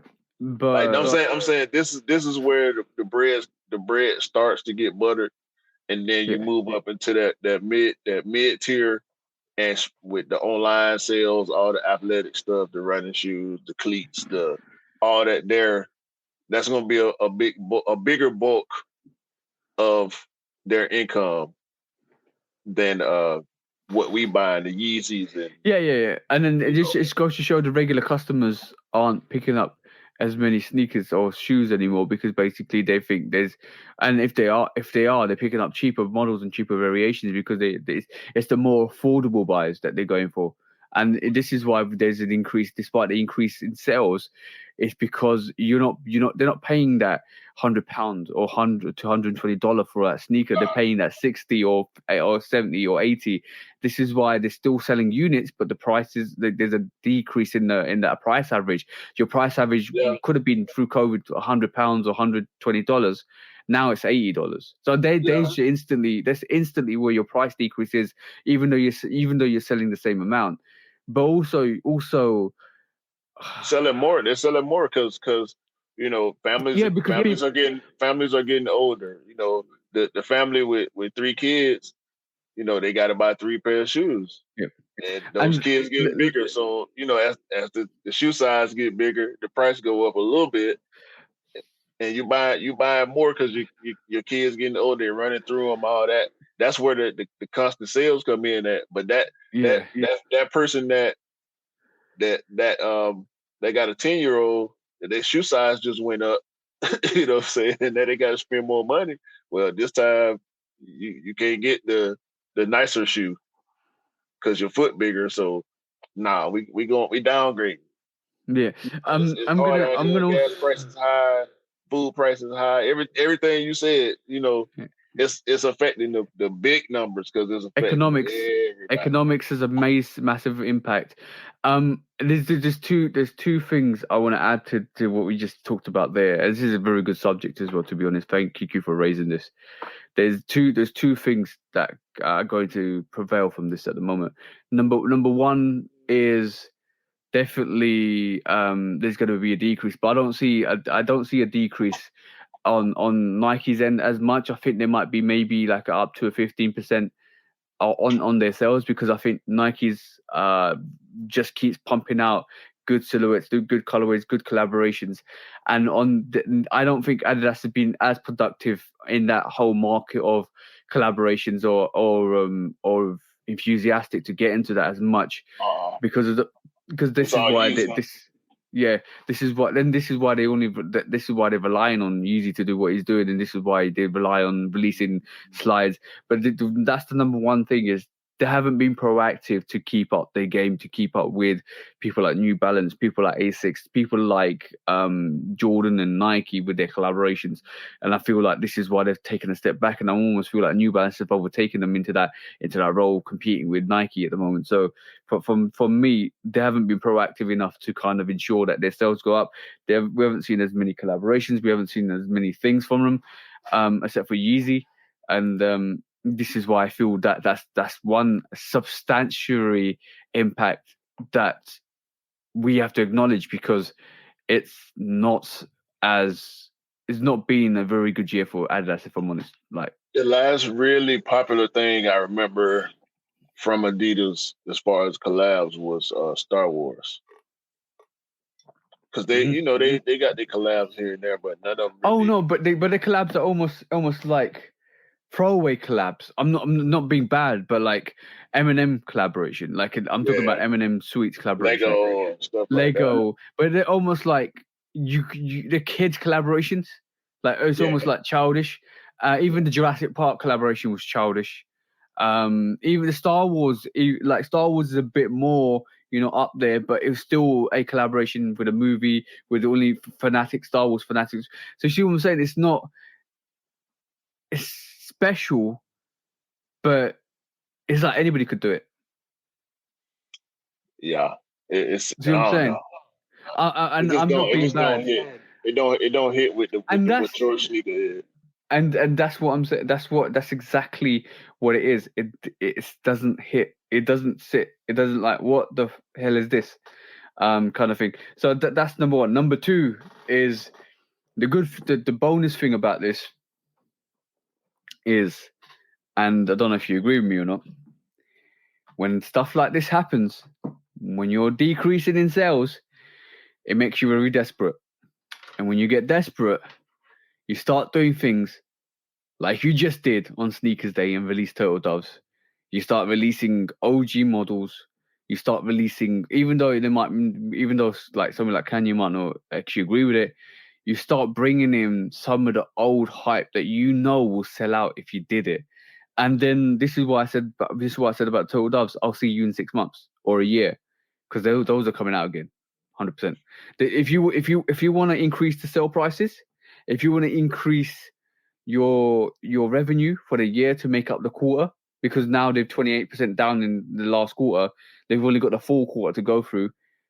If you're going to do that, you're bringing some real serious heat to amp up your sales.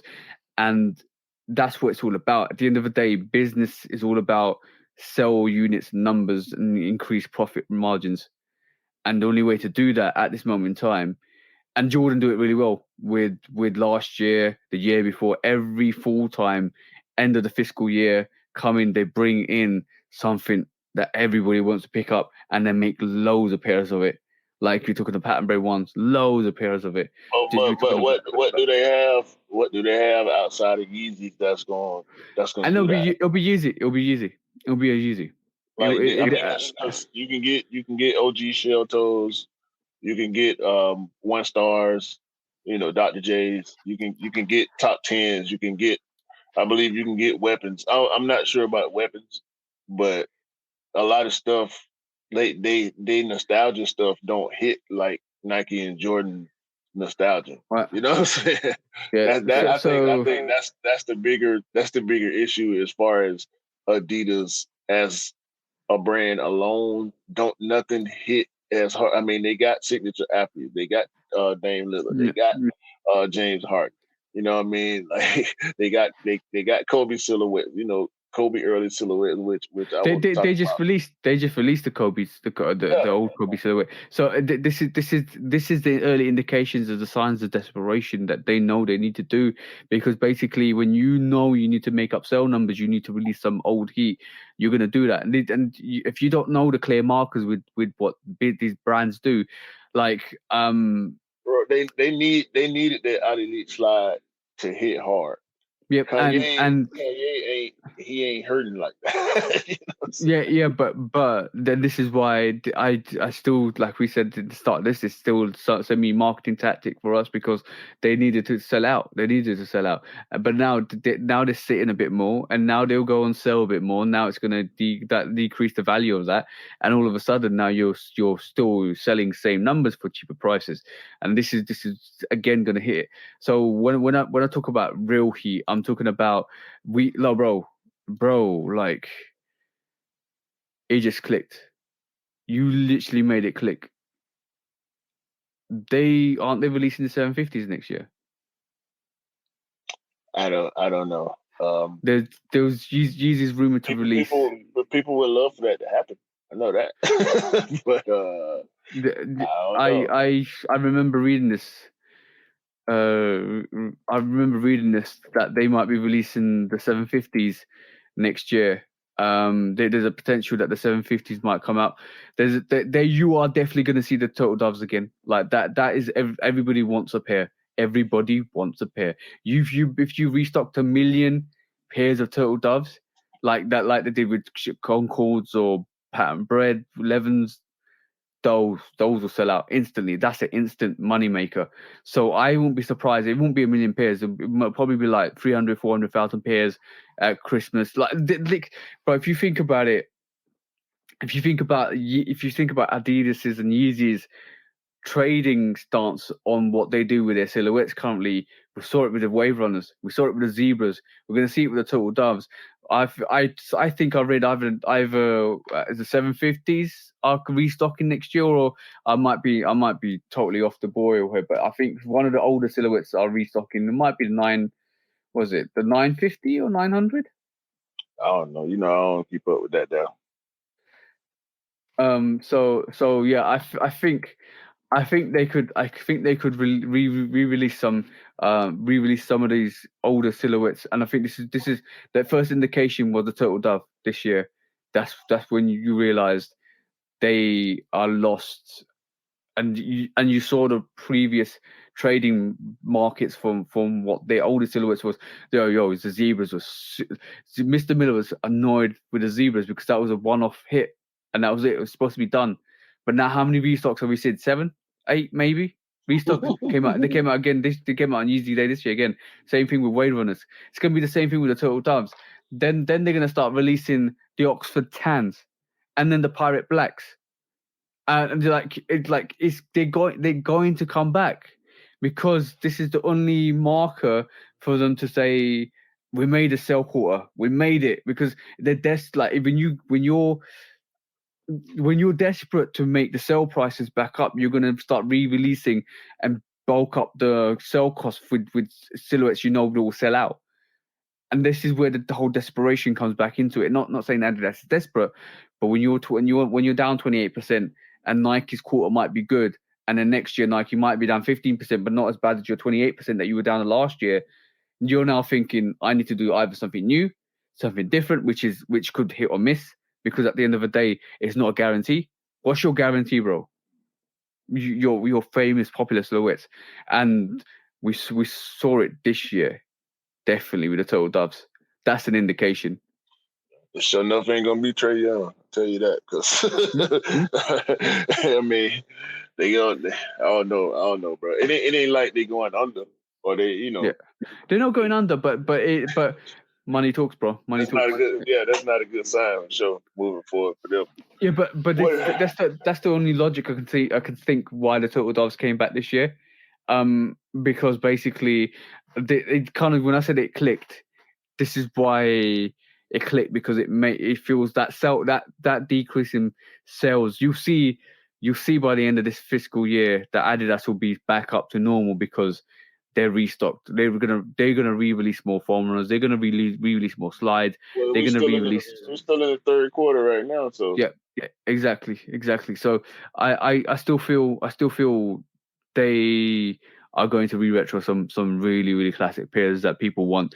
And it's going to be a point where they're going to build up their sales off the classic silhouettes, and it's going to it's going to be another NMD situation, bro. We'll see, man. What else you got? Oh, cool.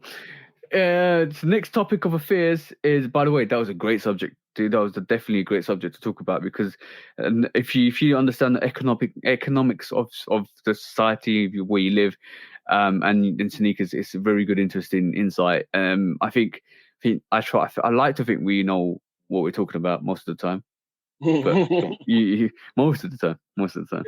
Okay, next up, bro. Next up is, are you annoyed that you guys don't get Sneakers Day?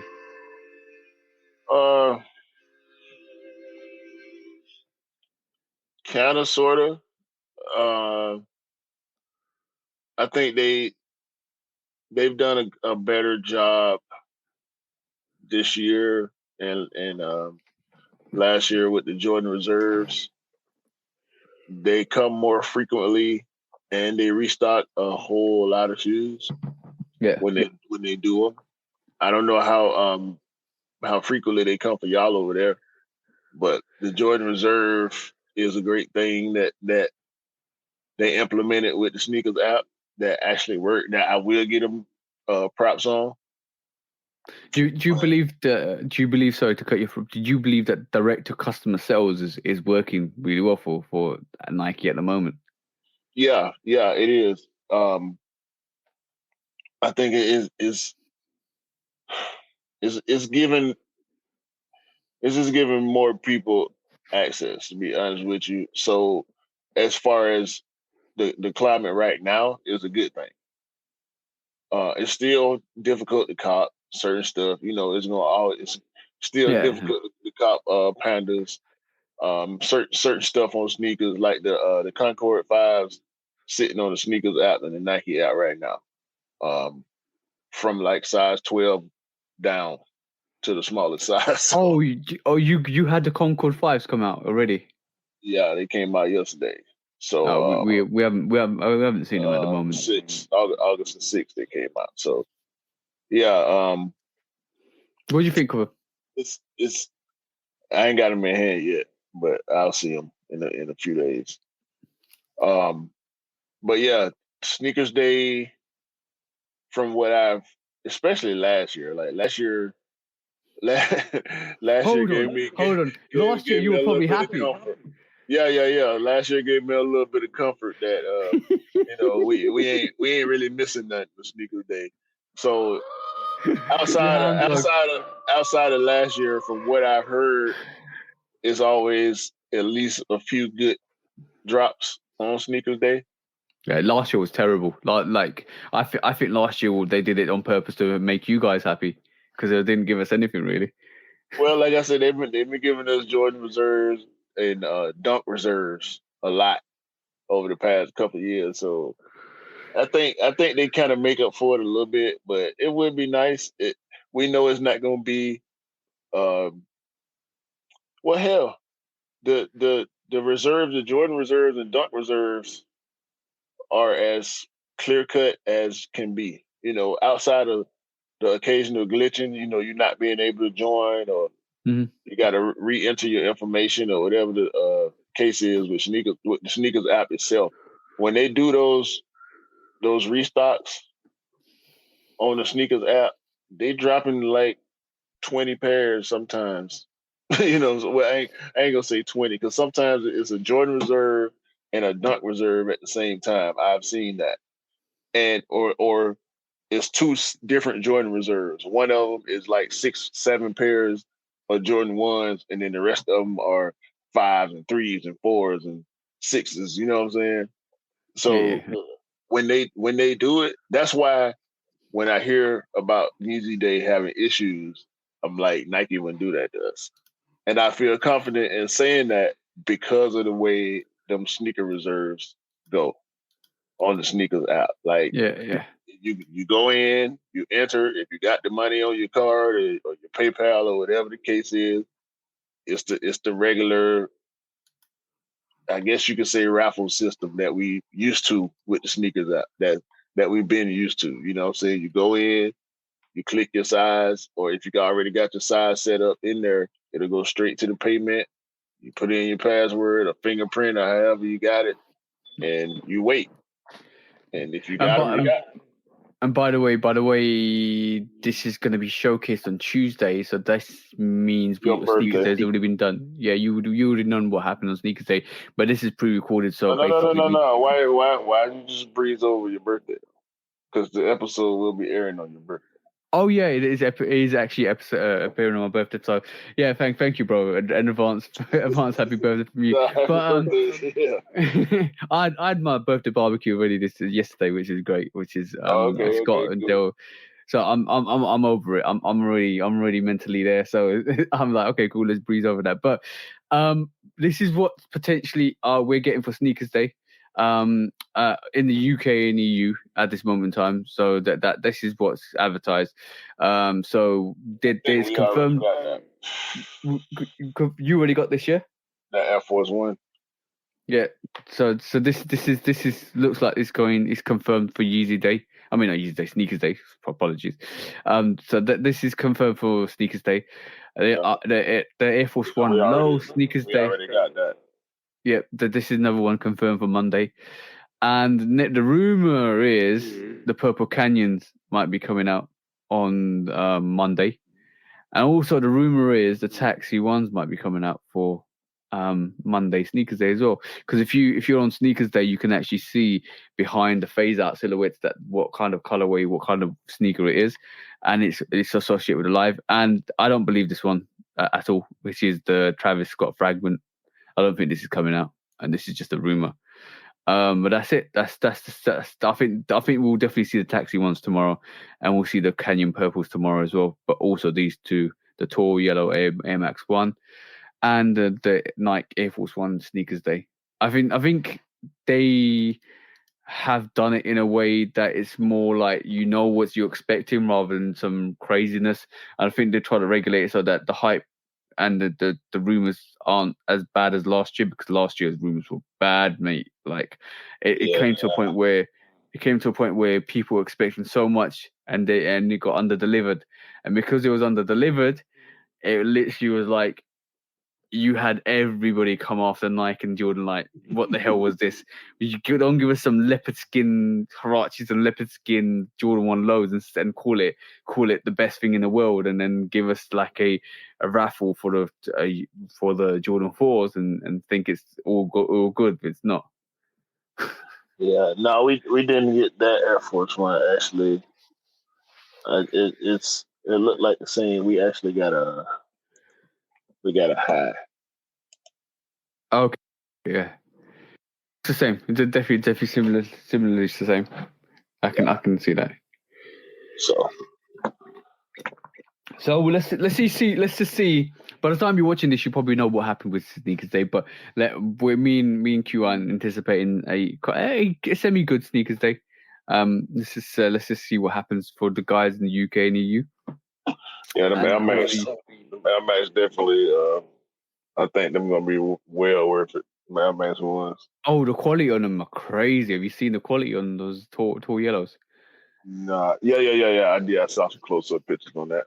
That's those and definitely the Taxi ones for sure. Okay, I got one more subject I want to talk about, and then a what if situation, and I need to talk about a word that we all use, the terms and bullshit that we all use, and then we'll do what we normally do at the end of the show. But one thing I want to talk about today, and this keeps popping up, even though we try to maneuver away from it, this always keeps popping up every single time, every single week I do the sneaker news. And is this, bro? What is going on with Zadea Kicks? He pled not guilty. Yeah, I saw that, and he's put his $1 million mansion up for sale as well, and it's like, is he got a Ponzi scheme or something because he thinks what he's done is legitimate? That's what he's saying. He's saying it's legit, and everybody else saying it's a scam. So because basically, I'm just going to read this. There's potentially facing years of prison time with significant fines. The wire fraud count has a maximum 20-year prison penalty. He's got a fine of up to $250,000 and 3 years supervised release. Money laundering carries. So he's literally facing 20 years for wire fraud, 10 years for money laundering, and conspiracy to commit bank fraud could result in a 30-year sentence. So he's looking at 60 years in prison with a $1 million fine for that and $500,000 fine for the wire fraud and the money laundering. And like, his mansion's worth about what, $1.9 million. And I also read somewhere that he still owes, I think we discussed this last week, Cool Grey. He's still got an outstanding figure of 630,000 for the Cool Grey. Like, literally, it's quite high. He owes people $630,000 for taking him no. Pairs. Not dollars. Pairs. Yes. Okay. Yeah. Yo, it's more than that. Then that's like, bloody hell. Yo, bro, it's like 1.2, at least 1.2 million. Exactly. So he used that to buy his mansion. Oh no. But this like, and he. No, he was doing it for a while. I had never heard of him, but apparently he had a decent track record. He did. He had a very good, decent track record before all of this kind of came to fruition. But what I'm trying to say is, bro, like, he filed for bankruptcy so that he could get away from these charges. That ain't how that works. Just because you file for bankruptcy don't mean you bankrupt. Yeah. And people need to get that. People need to get that notion out of their head. That just because somebody files for bankruptcy, it mean they broke. That is, excuse me, that is not what that means. When you file for bankruptcy, it's a way for you to legally get out of some debt. Most of the time, very, very heavy debt. That's why really, really rich people file for bankruptcy most of the time. You know what I'm saying? If you're a regular person, you file for bankruptcy, you're gonna limit yourself because you ain't gonna be able to use no debt. You know what I'm saying? And for those of us that use debt the right way, it helps you a lot. You know what I'm saying? It's good to have good credit. So when you file for bankruptcy, it keeps you from being able to use credit. Okay. That's why rich people do it, because they got money. You know what I'm saying? Yeah. So he's selling his home in Oregon, and it's worth 1.795 million. That's going over to the government to pay off his fees. So will pay off the fines for all three of those charges, with some change left. But also then he owes the money back for everybody else. I don't know how it works. I really don't know how it works.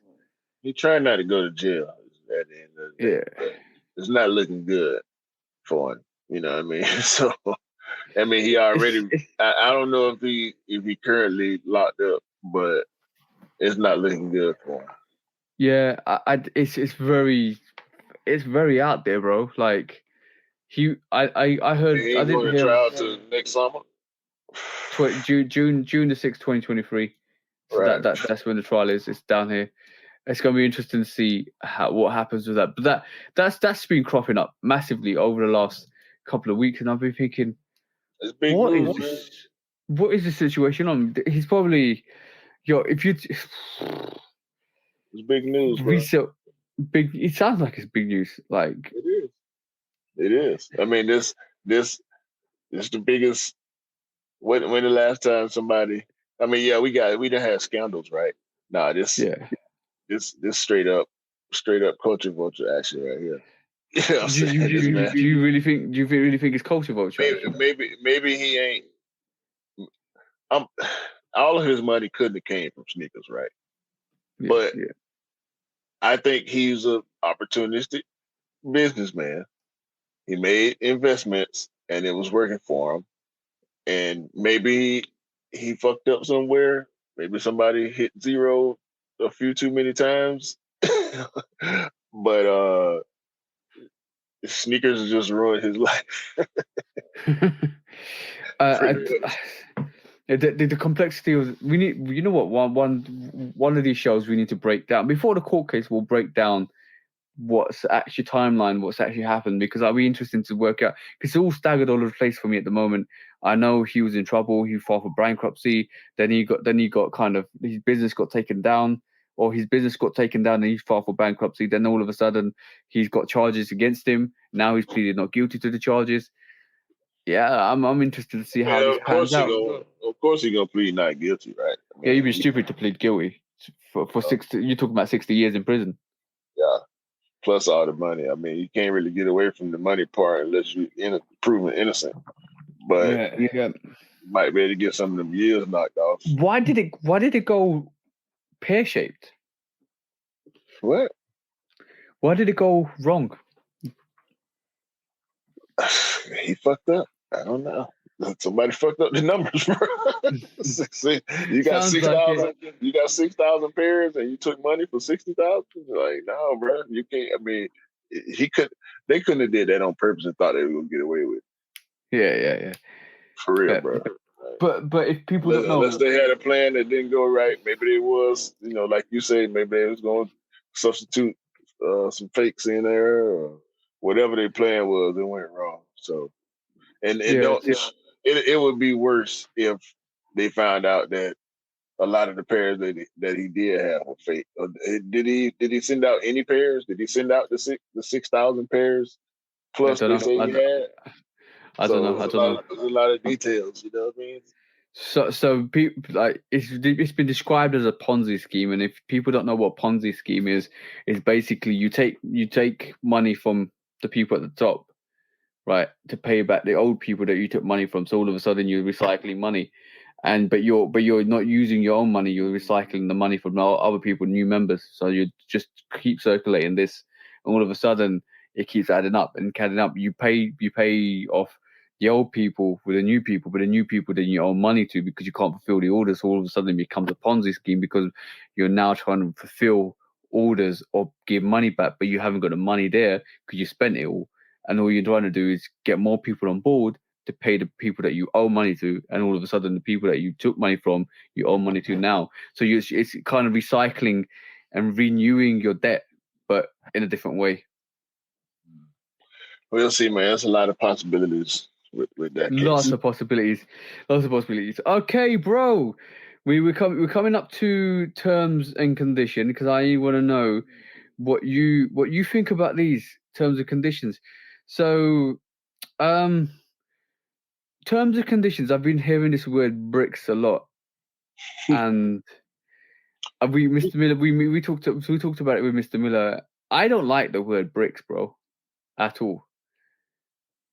We didn't talk about this a few times on the show. I mean, it's a reseller term. It don't. You can make it apply to whatever you want it to apply to. If you look at it from a collector standpoint, you can call something that's same as saying trash. That's a brick, or you could say it's a brick because of like a LeBron, it's heavy. You know what I'm saying? So you can. You say they feel like bricks on your feet. But the reseller term, but the reseller term it's an old saying, but the reseller term for this is actually kind of more toxic. It's like, oh, it's a brick, it's not worth it, it's trash, it's no value to it. So it's all instantly like throwing that sneaker away. Like I don't like it. It's a brick.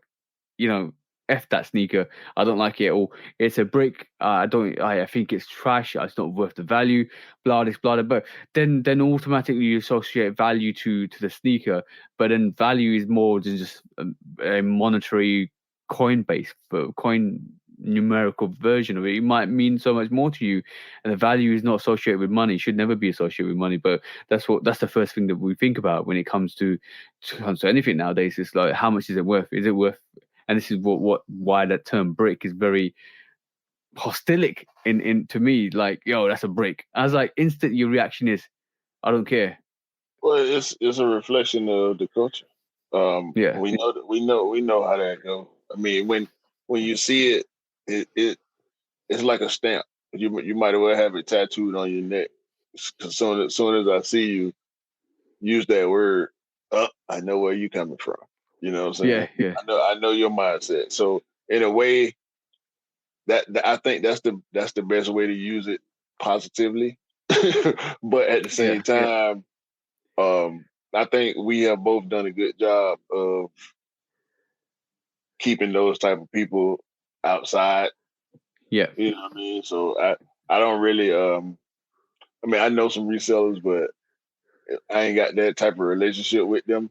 It's more on a friendly basis, you know what I'm saying? So when it comes to using that word, bro, it means something different to me when it comes to applying it to sneakers. You know what I'm saying? If I call something a brick, that means it's something I don't like. Because just like you said, attaching value for us is different than it is for somebody that's looking at it from a financial standpoint. I would say bricks build houses on the foundations of your success. So if you want to build that successful house, sometimes you need a brick, and that's the way that's always address it, because basically I don't really regard any sneaker. I would never call any sneaker a brick on the fact that they just sat in the stores.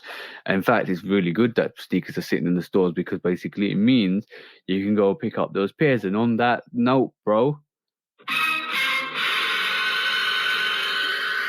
you know what that signifies, bro? Lose, choose, or dump. Because I got one for you this week.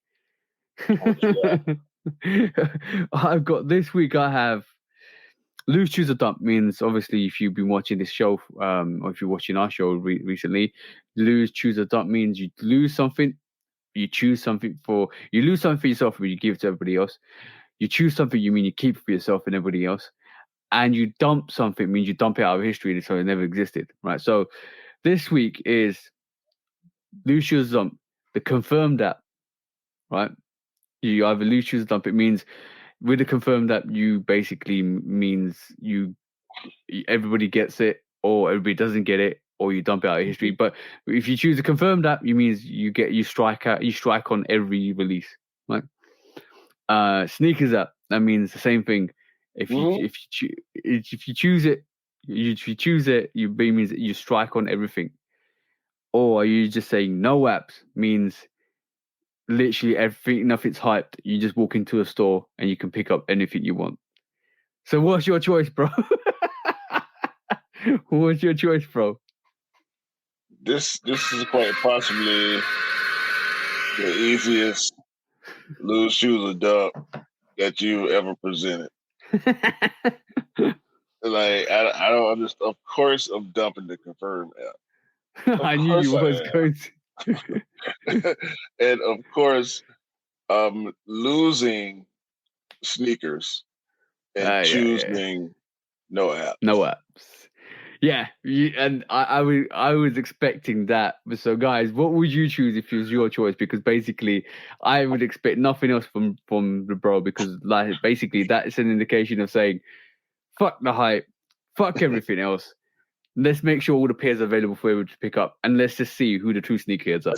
Especially for us, because we live in cities where we have foot site stores and we have boutiques.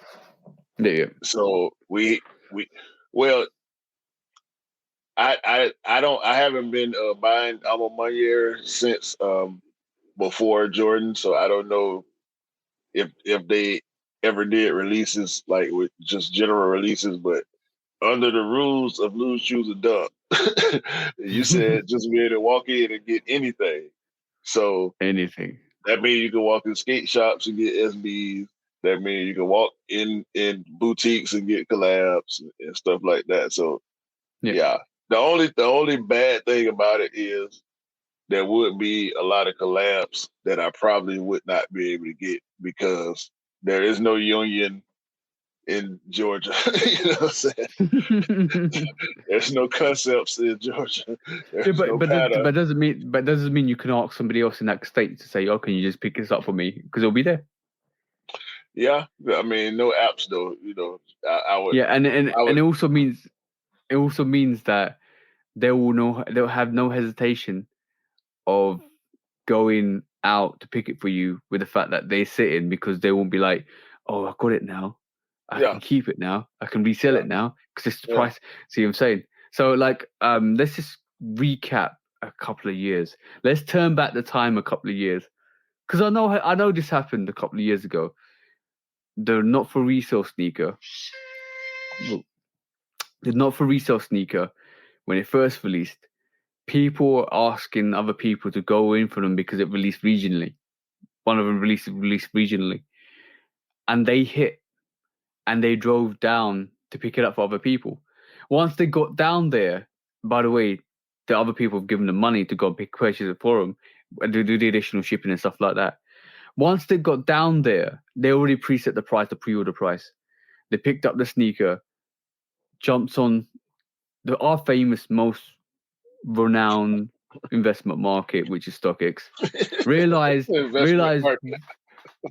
what the person had paid them, undercut what the real price was, phoned them up, said, "Oh, I got your pairs, but I don't think I can send it to you because I've got to wear it at the store," or something like that, and then gave them their money back and resold them. There was countless situations like that, because the greed caught up with a lot of people in that situation, in that circumstances. Like, I don't need to give this guy this sneaker for retail plus £100 plus shipping, when in fact it's going for like £800-900. F this guy.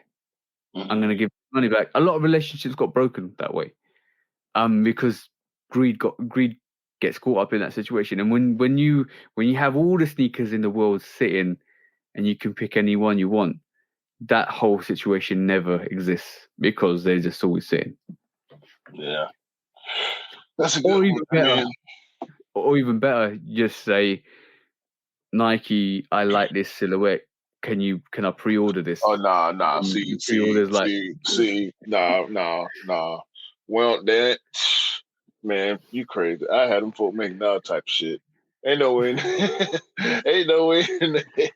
See, if it was me, bro, and this ain't no shade on none of the collaborators, because even if I don't like whatever y'all end up producing, just shout out to y'all, because that's big. You know what I'm saying? Like, whether it's an athlete, an artist, a designer, or a brand. Like, for me, just thinking about it, being able to collab with Nike, that's just big. But being that everybody doing ones, you know, of course I would want to do a 1. Of course I would want to do a 5. You know what I mean? Of course I would want to do an 11. They ain't let nobody do no 11 yet. Which, you know, I'm gonna be waiting on that. You know what I'm saying? But I'll go and grab something. I'll probably go and grab something like Ambush did. You know, like they went and grabbed something like Supreme did when they went and grabbed the Flight 95. Like, go grab something different. You know, Travis grabbed the Trainer 1. Yeah, did Supreme grab the 14s as well, which is good.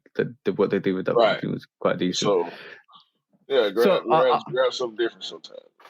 I'm gonna leave our what if situation next week or the week after, depends on if we get anybody on next week, because this what if situation is a very time consuming what if situation, because I think you have to go into more of a depth of it, and this is basically like, you got to think about your strategies of how you would approach it, and it is a me versus you situation. It was be like, what's your next move, and then I'll decide what my next move is. We can do it if you want, bro, but it's gonna be time consuming. No. We can hold that. We definitely hold that for next week. But yeah, on that note, it's that time, bro. It's definitely that time, bro. And if you don't know what time it is, you're about to find out what time it is. When resale is too high. Damn resellers. Order. When hype beats go too far. These damn hype beasts. Order in the court. Order. When the back door opens. Guilty. It's time for Order in the court. the sneaker court of public Guilty. opinion.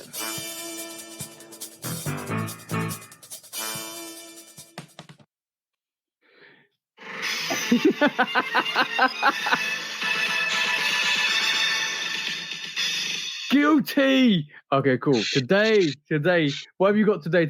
What have you got today as a Mr. Executioner? Have you got a drill bit? Today we gonna unscrew all the bad screws in the sneaker community, and we're gonna replace them. Okay.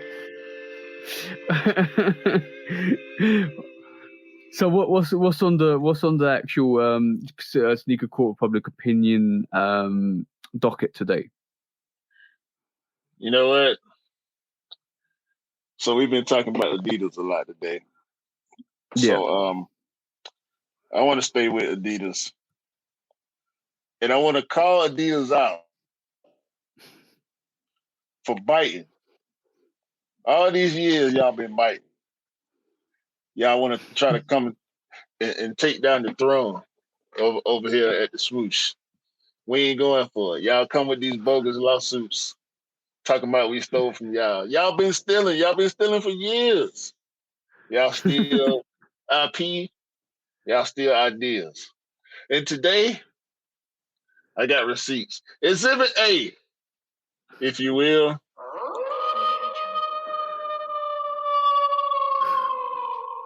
In the year 2000, Adidas designed Kobe's signature sneaker that year after the Audi TT Quattro Roadster.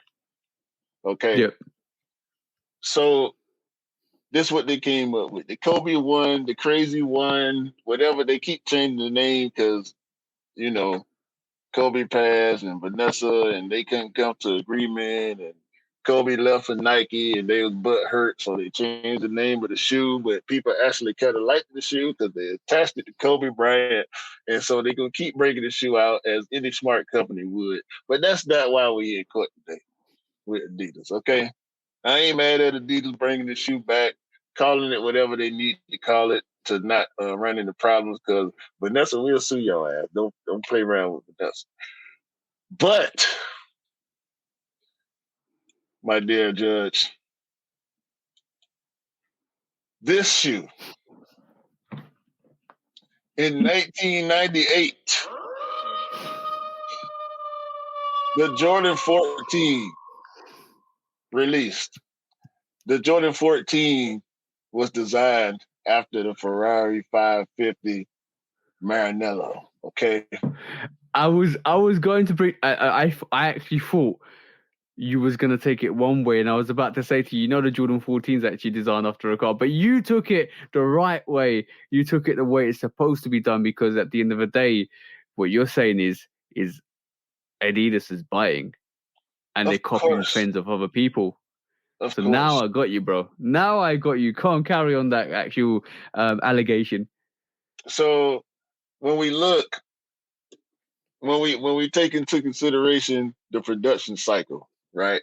Most of the time when you look at the tag on the sneaker, the production cycle is around 3, maybe 4 months, right? So this Jordan 14 released in 1998.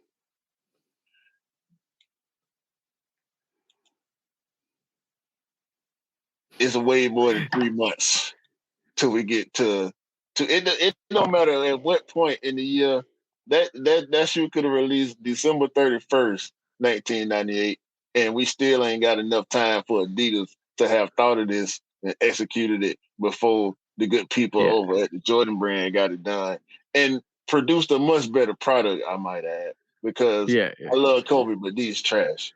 I doubt Kobe had anything to do with the design of this sneaker, even if they was so-called designed it off a car. I can see the design aspects they took from the car, but this is horrible. It looked horrible on feet. Kobe was the only person that was able to make it look decent. And I believe like it was just because it was Kobe, the shoe automatically looked better because he was the person that was wearing it and he was just that dude like that. So to close this argument, Adidas on some bullshit. They've been on some bullshit. They always on the bullshit. That's why we don't fuck with the stripes. We check over stripes. So basically, it's not only biting. I say they're guilty. It's not only biting other brands. It's biting their own brand from their own manufacturer, which is Kanye, with all the different variations of Adidas's they use to actually kind of manufacture different variations, which means like I keep raising the tubulars, the Adidas tubular is a prime example of a Yeezy. So from that perspective, you brought some light onto this case. From that perspective, I gotta say, there's only one charge you can give this, and that charge of indecent exposure to biting technology is definitely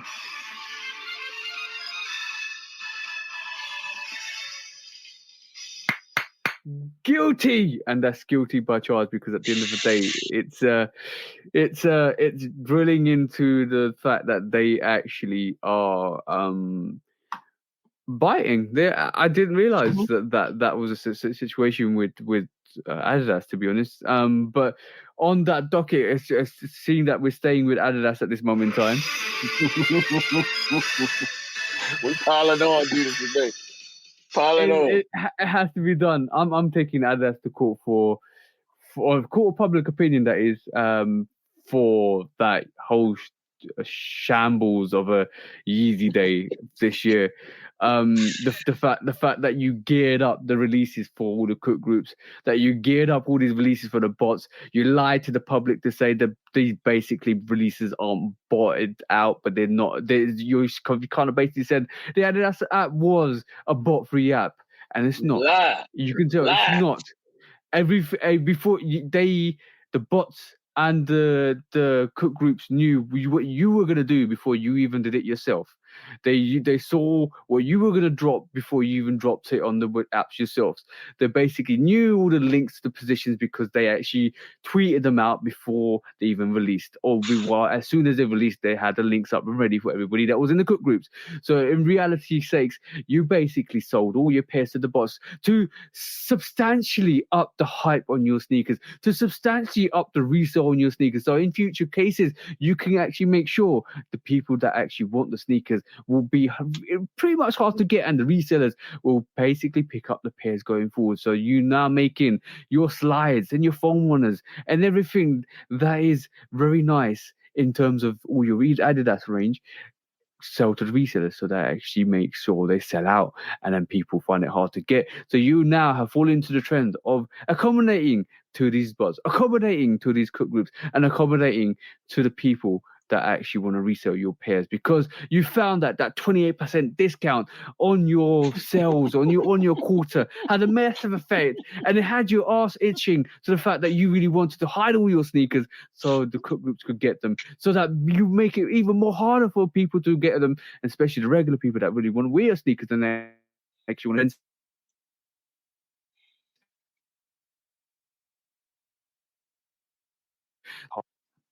there realistically falls the trap of the whole nature of this process of being in the sneaker community, or the sneaker hobbyist, or the sneaker enthusiast, and that is you basically falsify information, falsify sales, falsify your basically app to make sure your sneakers are hyped so that they sell out, and therefore there's resale, so therefore there's always hype on your product.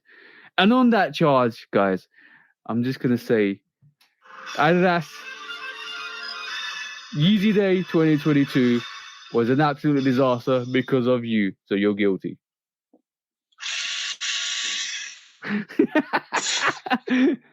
Have we got any more, bro? Have we got any more that you want to bring to the court case? Nah, I ain't got no more cases, man. I ain't got no more cases. I just had to keep it real with you guys because at the end of the day, I'm not here for no bullshittery. Like the whole release was not for the people, and not for the people that want to pick up pairs. The whole release for Yeezy Day was accommodated for people to pick up to make them exclusive. It was not Yeezy Day, it was exclusive day, and you basically did that so that you can make sure your products were really hard to get, and then it amps up the hype for the products going forwards, because now you've had people wanting to get more slides because there's some hype, because they keep selling out. You basically want to make sure your gear sells out so that people want to get it next time. And that's simple as that, in my opinion. It's simple as that. And it's disappointing to see. Very disappointing to see. And on that note, that will conclude Sneaker Court for today.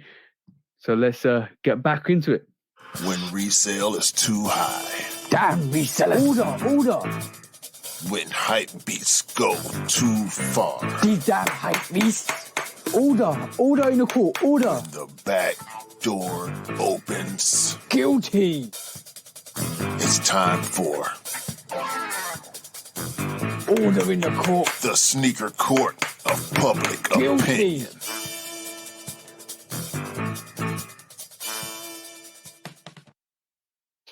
Oh, so that was interesting, bro. Well, That was interesting. I'm really proud of my evidence, man. Y'all got to give it up for my evidence, bro. Yeah. Round of applause for that. It's definitely. I really put that together. You know what I'm saying? This ain't nothing I went and found. You know what I mean? I had to put that together. So yeah. Definitely. I can't. It's interesting. I think a lot of people definitely say biting happens everywhere. Like in the music industry, in any convention industry, biting happens. But sometimes it's. I don't think nothing's original anymore. Like there's something influenced by something else.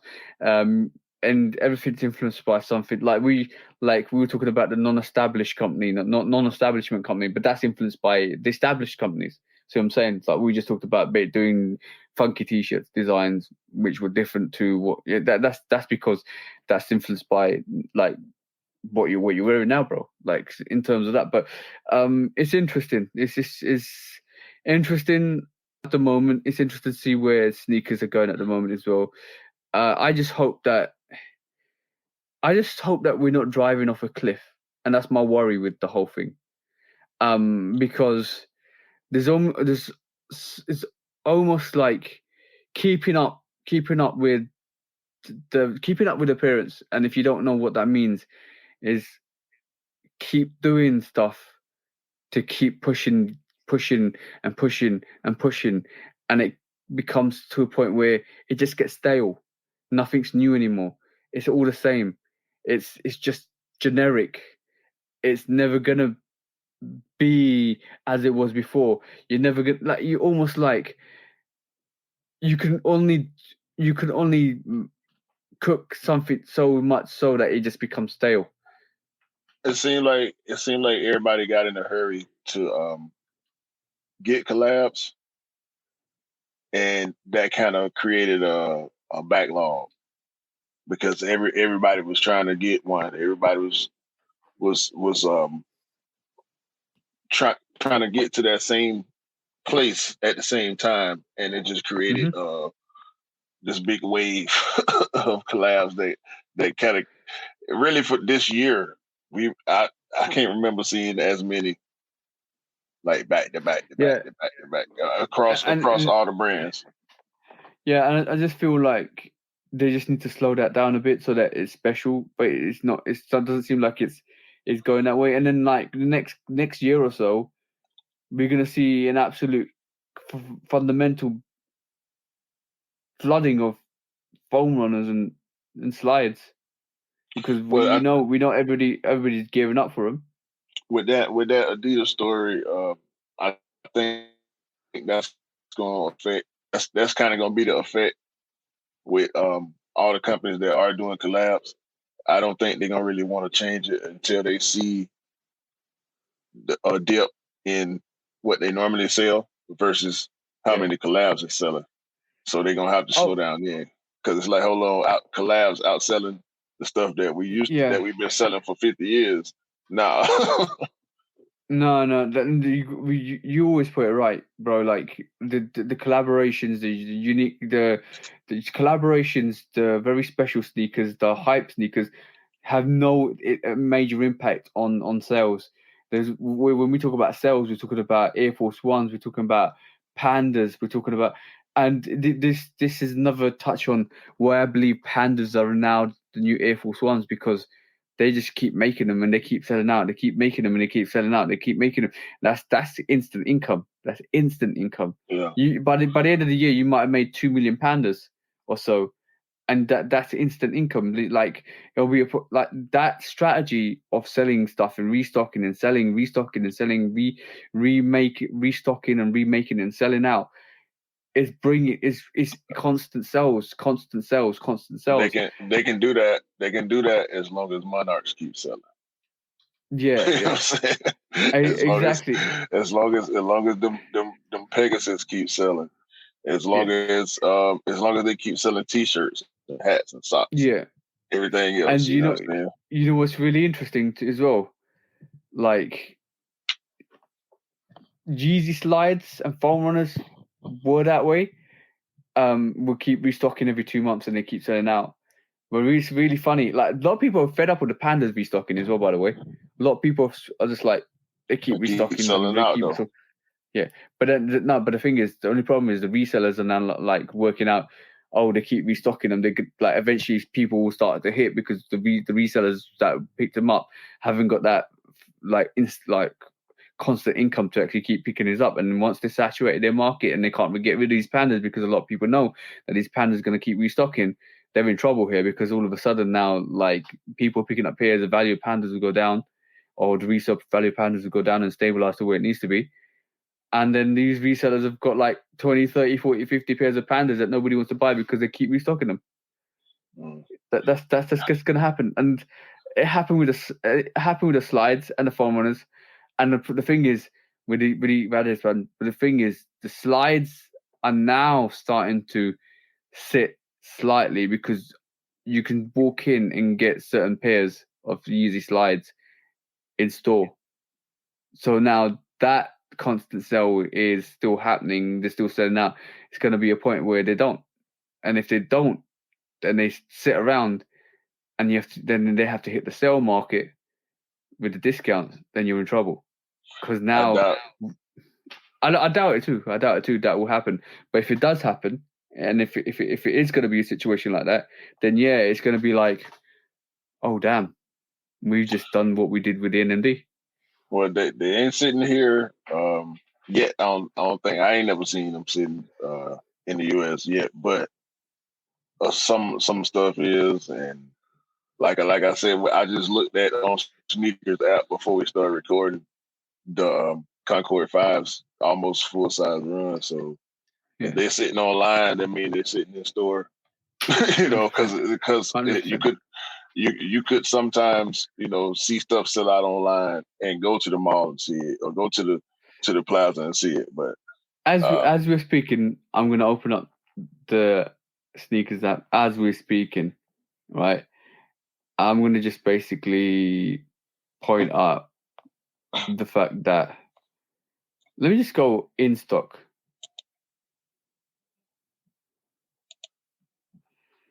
So in stock at the moment, you got the Stealth 12s up to every from a size 6 to a size 10. In stock has also these camos, women's camo dunk highs from 2.5 to 8. In stock as well, Cortez Union collaboration. In stock, this is like just me quickly going through. in stock as well. The Chanel Jordan 1. In stock in the varsity. Nostalgia, another Cortez, and this is pretty much a full size one, except for some sizes missing there. Bro, like I'm just going in stock at the moment. Like I look. Still PSG, the K54 7. Sorry, yeah. I'm just the desert elephants kind of they're still up to size 8.5. They're 6 to 8.5. 3 is dead though. So, hey, 3 is dead though. Who said that, bro? I don't know. Certain people don't know their sneakers. Still sitting, bro. Like I'm just going through just pairs. There's pairs still sitting everywhere, and that's just goes to show the current climate at this moment in time with sneakers. So like, yeah, there you go. Those are still sitting. The Dark Concord 5s are still sitting, which is the Concord 5s. Yeah, so it just goes to show what the current climate is and what the current circumstances with sneakers is. And this is why we're seeing that decline in sales. We got 12s in stock. We got 97s in stock. White ones in stock. The women's 8s in stock. LeBrons. Wait, let me see. Wow. Full size run, bro. Look at this. Full size one on the LeBron. And that's a dope ass shoe. Yeah. I almost went to pull the trigger on that. I ain't know it was sitting like that. Wow. Yeah. That is amazing. That is amazing to me right now. Full size run on the LeBrons. I'm just saying, bro. Okay, only a few small sizes on the 8s. But I'm just saying, bro. Like it's the current climate, bro. The current climate is causing this.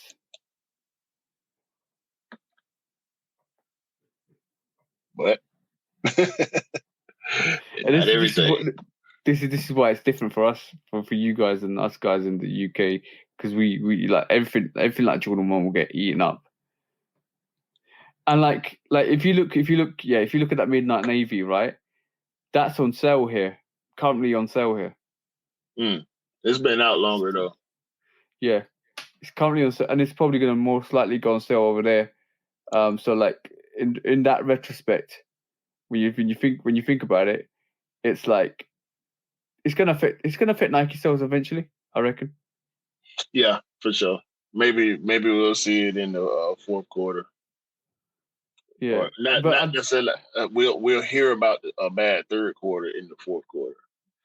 Yeah, but we'll see a peak in the fourth quarter when they realize, that the fact that they've just released like loads of pair of these Chicago ones and everybody's bought them up. Yeah, this is a sneaker right here. Yeah, Jenny wants that, so I'm going to try and get that for Jenny. Yeah, this is a sneaker right here. I really like these. You should definitely try for it. Pro skate. Yeah, I might try for it. It reminds me of what the 5s, all the colors in them. And last but not least, before we wrap this up, have you seen this? And if you've not seen this, this is a thing for hopefully next year. I'm just pulling this up. There's some serious. No, I can't find it. I can't find it. Okay, cool. I'm just gonna pull this up and let you know that we might be seeing the OG Jordan, not OG, but we might be seeing the Jordan 4 Thunder coming out next year. Yeah, I did see a post. It didn't seem to me like that post was suggesting that, but I kind of felt like it. Like why would somebody just? Because it looked like a report, but it didn't sound like it didn't read like a report. You know what I'm saying? So some people actually some people that actually not connected, but some people that actually do the research have posted that picture, and they're like, okay, so you're telling me this is coming out? It seems like we might get. Seems like it, especially after we saw the Lightnings last year. And the Crimson. Yeah, nobody really gives us. I don't give a shit about the Crimson. A lot of people. Hey, that shoe was hot. That shoe was hot. But you can't say it wasn't. It was hot, but it should have been. It should have come better quality, and it should have. It should have been better. Yeah. They should have done better with it. Should have released it. Yeah, they should have made more pairs for it as well. Yeah, there was a lot of bad pairs, but it was hot. It was a hot pair. They should have done the same thing with the military blacks. Should have done the same thing with the military blacks. So it looks like we're going to get more OGs. I'll tell you what we do next week. Let's take a deep dive into what we think they're going to release as an OG in 2023 next week. Bet. Let's do that. And on that note, bro, let's wrap this up because this is coming up to nearly 3 hours. We're trying to keep this 2 hours 45 minutes. But bros, like I hope you had a good sneakers day, because by the time we publish this is sneakers day will be done. But I hope you had a good sneakers day. If you live in the UK and Europe, I know that America in the States you're going to have some exclusive drops to compensate for the sneakers day in Europe and UK. So I hope you do cop some pairs. I think you're going to get some restock. I think you might get some military blacks. I think you guys are getting some good drops next hopefully tomorrow, which is Monday. And which was yesterday if you were watching this. But yeah, let's just see what happens on Sneakers Day. And on that note, bro, I'll let you count it down. Like the bro TJ always say, hopefully all y'all have a great day, great week, great month. Continue to have a great year. We're getting close to the end. And hopefully everybody jump on aces.com and get all the gel light 3s y'all want, because they got plenty colorways of gel light 3s, man. So let's see what's up with the Aces way. Bro, are you a spokesman for ASICS now? We'll see. I ain't about to appear yet. We'll see.